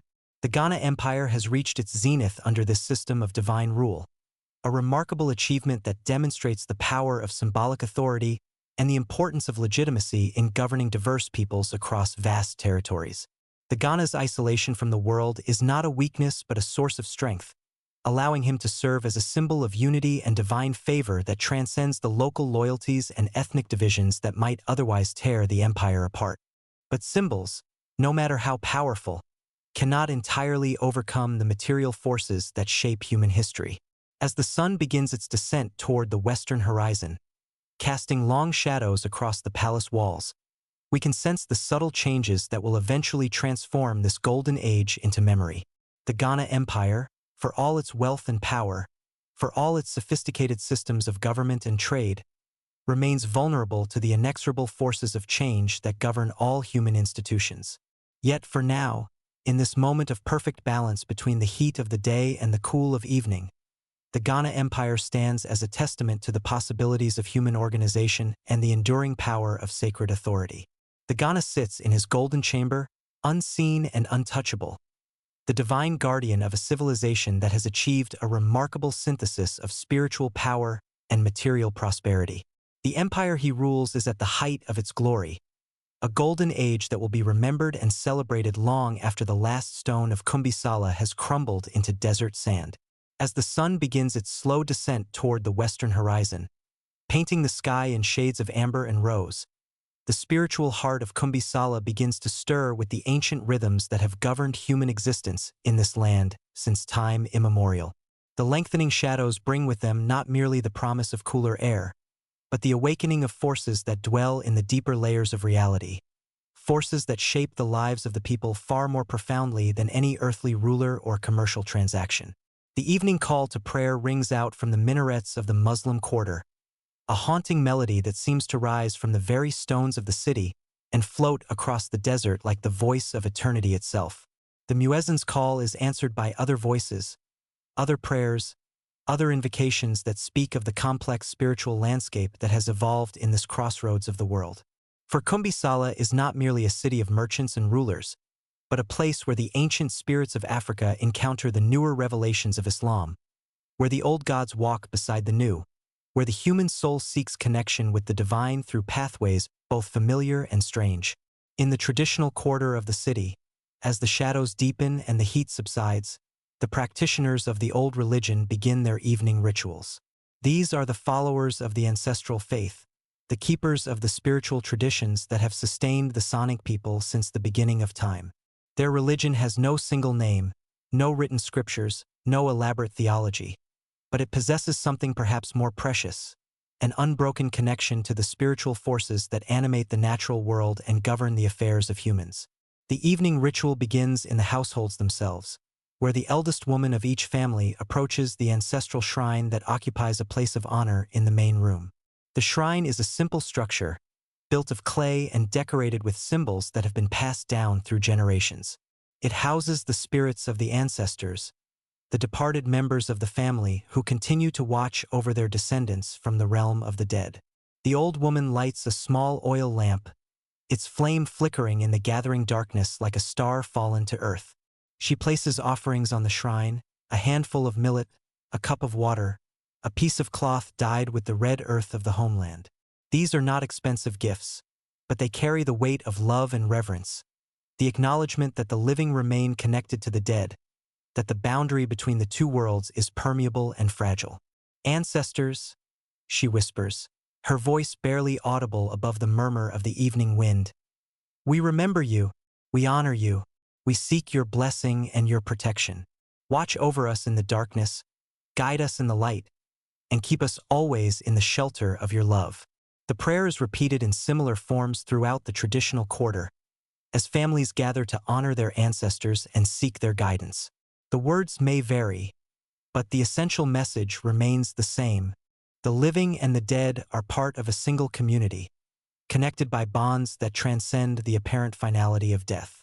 The ancestors are not distant figures from the past but active participants in the present, capable of influencing events and offering protection to those who remember them with proper reverence. But the ancestral spirits are not the only supernatural forces that shape the spiritual landscape of Kumbisala. The traditional religion recognizes the existence of spirits that inhabit the natural world, the spirits of rivers and trees, of rocks and animals, of the wind and the rain. These spirits are neither good nor evil in the absolute sense, but they are powerful and must be treated with respect and caution. The great baobab tree that stands in the center of the traditional quarter is believed to be the dwelling place of a particularly powerful spirit, one that has watched over the city since its founding.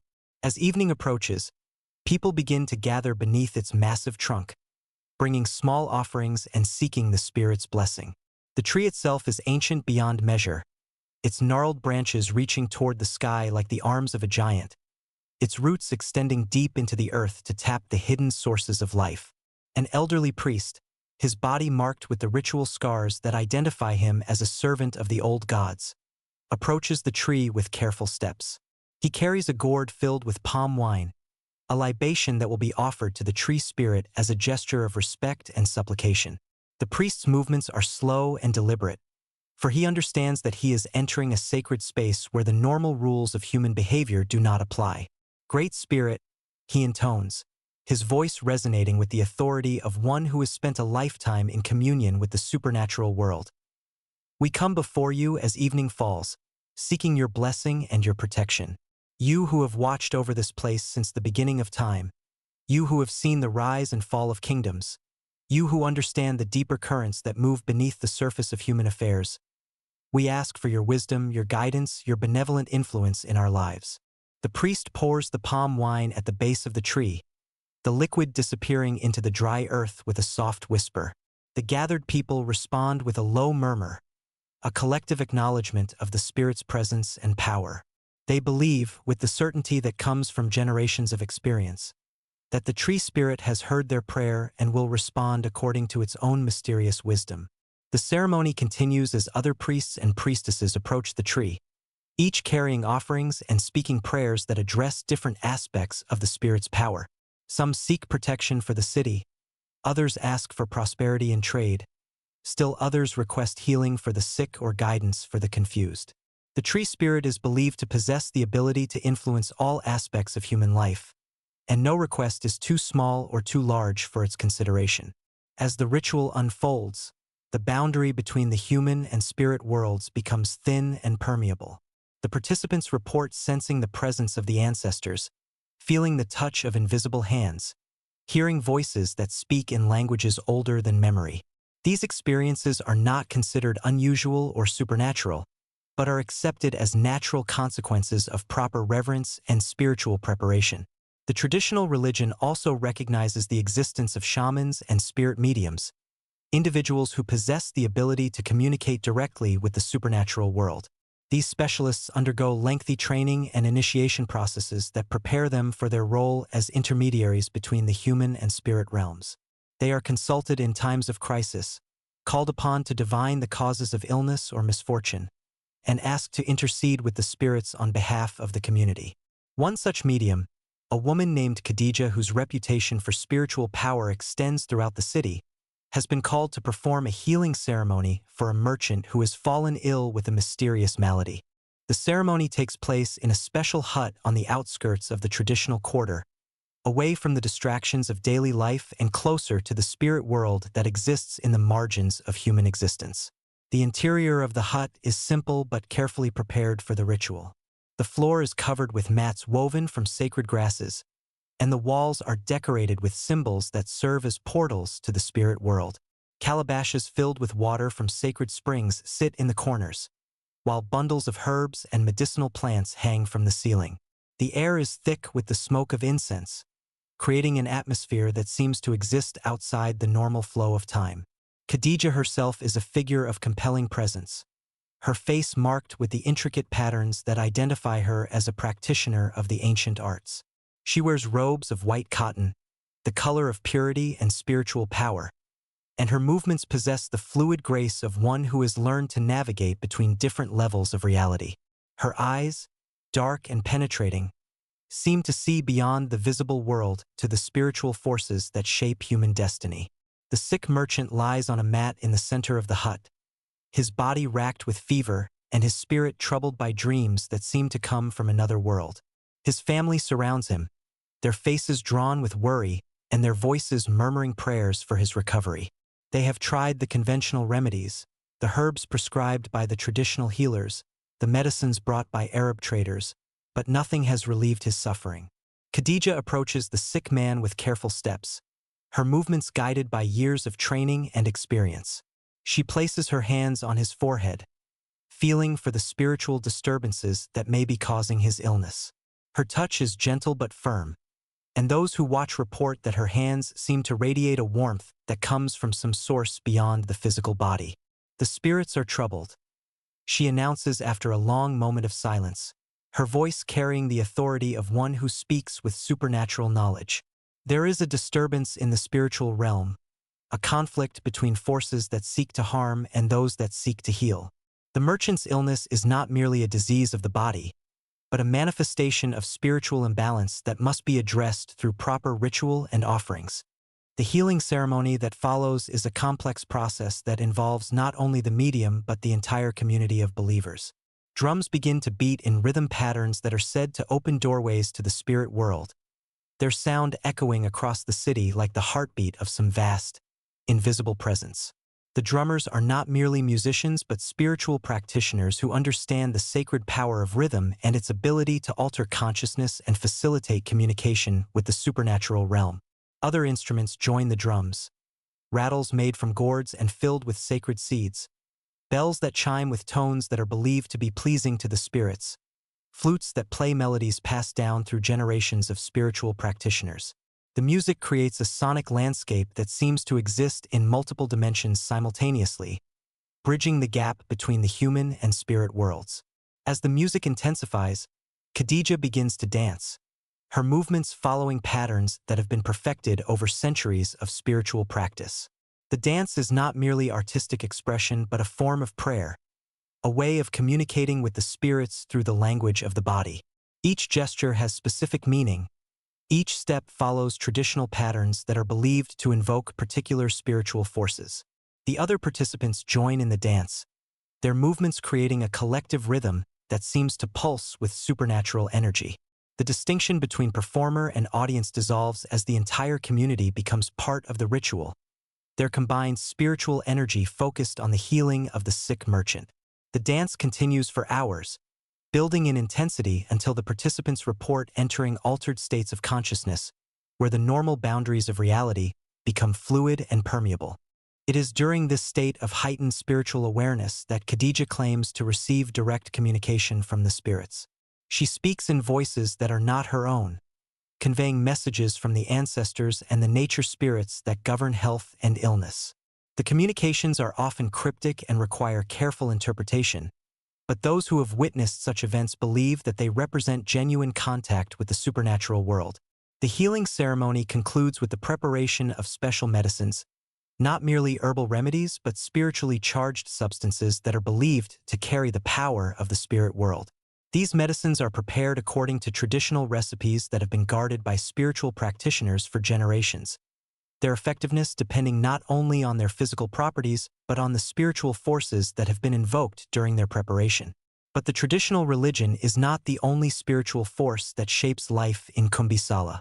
The arrival of Islam, brought by Arab traders and missionaries, has created a new layer of religious complexity that both challenges and enriches the spiritual landscape of the city. The Muslim quarter resonates with the sound of evening prayers, the voices of the faithful rising in unison to praise Allah and seek His blessing. The great mosque that dominates the Muslim quarter is an architectural marvel that represents the synthesis of Islamic design principles with local building traditions. Its minaret rises high above the surrounding buildings, its geometric patterns creating a visual harmony that speaks of mathematical precision and spiritual order. The mosque itself is constructed around a central courtyard where the faithful gather for prayer, its walls decorated with calligraphy that presents the word of Allah in beautiful Arabic script. The imam who leads the evening prayer is a scholar named Abdullah ibn Yassin, a man who has spent years studying in the great centers of Islamic learning in Cairo and Cordoba. His voice carries the authority of religious scholarship as he recites verses from the Quran, his words echoing across the courtyard and beyond the walls of the mosque to reach the ears of believers throughout the city. Allah is most great, he intones, his voice rising above the murmur of the assembled faithful. There is no God but Allah, and Muhammad is his prophet. We turn our faces toward Mecca, the holy city, and seek the blessing of the one who created all things and governs all affairs. The prayer that follows is conducted in Arabic, the sacred language of Islam, but its meaning is understood by believers whose native tongues are Sonic, Berber, and a dozen other languages. The universality of Islamic prayer creates a sense of connection that transcends ethnic and cultural boundaries, linking the believers of Kumbhi to the worldwide community of Muslims that stretches from Spain to Central Asia. The Islamic influence in Kumbhi is not merely a matter of religious practice but extends to all aspects of intellectual and cultural life. The mosque serves as a center of learning where scholars teach not only Islamic theology but also mathematics, astronomy, medicine, and other subjects that are considered essential for educated Muslims.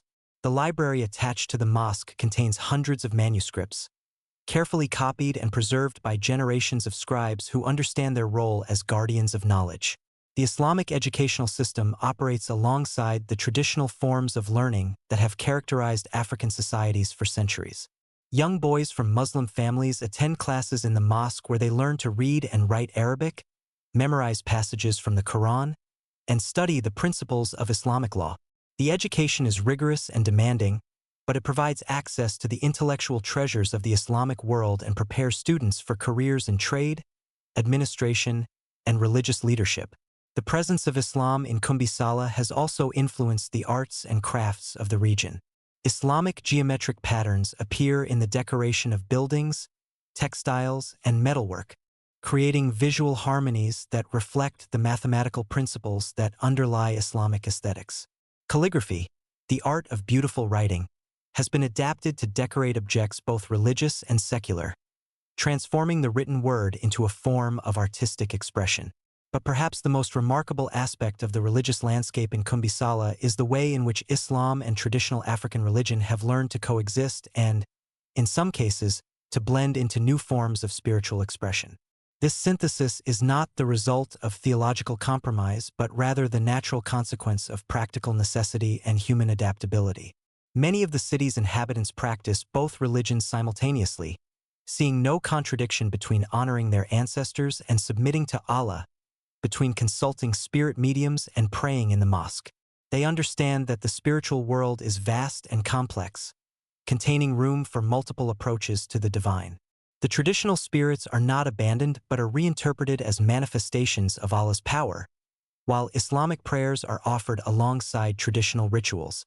The merchant families who have grown wealthy through trade often maintain elaborate ancestral shrines in their homes while also contributing generously to the construction and maintenance of mosques. They see both traditions as essential to their prosperity and well-being, understanding that spiritual power, like commercial success, requires diverse sources and multiple approaches. This religious synthesis is most clearly visible during the great festivals that mark the passage of the seasons and celebrate the community's connection to the divine.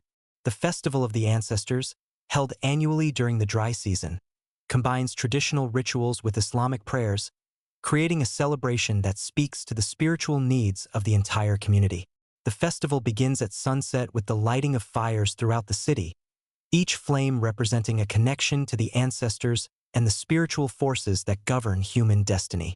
The fires are not merely practical devices for providing light but sacred symbols that create doorways between the world of the living and the realm of the dead. Families gather around these fires to share meals, tell stories, and honor the memory of those who have passed into the next world. The traditional drummers begin their performance as darkness falls, their rhythms echoing across the city like the heartbeat of some vast, invisible presence. The drums are not merely musical instruments but sacred objects that possess the power to summon spirits and facilitate communication between different levels of reality. Each drum has its own voice, its own personality, its own role in the complex symphony of spiritual invocation. The drumming is joined by other forms of traditional music, the singing of praise singers who recite the deeds of heroes and ancestors, the chanting of priests who invoke the protection of the spirits, the dancing of young people who celebrate the continuity of life and the promise of the future. The music creates a sonic landscape that seems to exist in multiple dimensions simultaneously, bridging the gap between past and present, between the human and spirit worlds. But the Festival of the Ancestors is not exclusively traditional in its orientation. Islamic elements have been incorporated into the celebration, creating a unique synthesis that reflects the religious complexity of the city. The Imam from the Great Mosque offers prayers for the dead, asking Allah to grant them peace and to accept their souls into paradise. The Quran is recited alongside traditional prayers, its Arabic verses creating a linguistic bridge between the local and the universal. The festival reaches its climax with a great procession that winds through both the traditional and Muslim quarters of the city. The procession is led by the palace priests, who carry sacred objects and perform rituals that invoke the protection of the Ghana and the spiritual forces that guard the empire. They are followed by the Imam and other Islamic scholars, who recite verses from the Quran and lead the faithful in prayer. Behind the religious leaders come the merchants and craftsmen, the farmers and herders, the young and old, all united in their celebration of the community's spiritual heritage. The procession moves slowly through the streets, stopping at sacred sites and significant landmarks, creating a moving tapestry of faith and tradition that encompasses the entire city. The artistic traditions of Kumbhi reflect this same synthesis of influences and traditions. The city's craftsmen have learned to work with materials and techniques drawn from multiple sources, creating objects that are both functional and beautiful. The metalworkers, for example, combine traditional African techniques with Islamic decorative motifs, producing weapons and jewelry that are prized throughout the empire. The textile workers have developed their own distinctive style, weaving cotton and wool into fabrics that incorporate both traditional African patterns and Islamic geometric designs. The colors they use are derived from local dyes as well as imported materials, creating a palette that reflects the city's position as a crossroads of trade and culture. The woodcarvers specialize in creating objects that serve both practical and spiritual purposes. Their work includes not only furniture and household items, but also ritual objects used in religious ceremonies. The carvings often incorporate symbolic elements drawn from both traditional African art and Islamic aesthetics, creating a visual language that speaks to the spiritual needs of the entire community.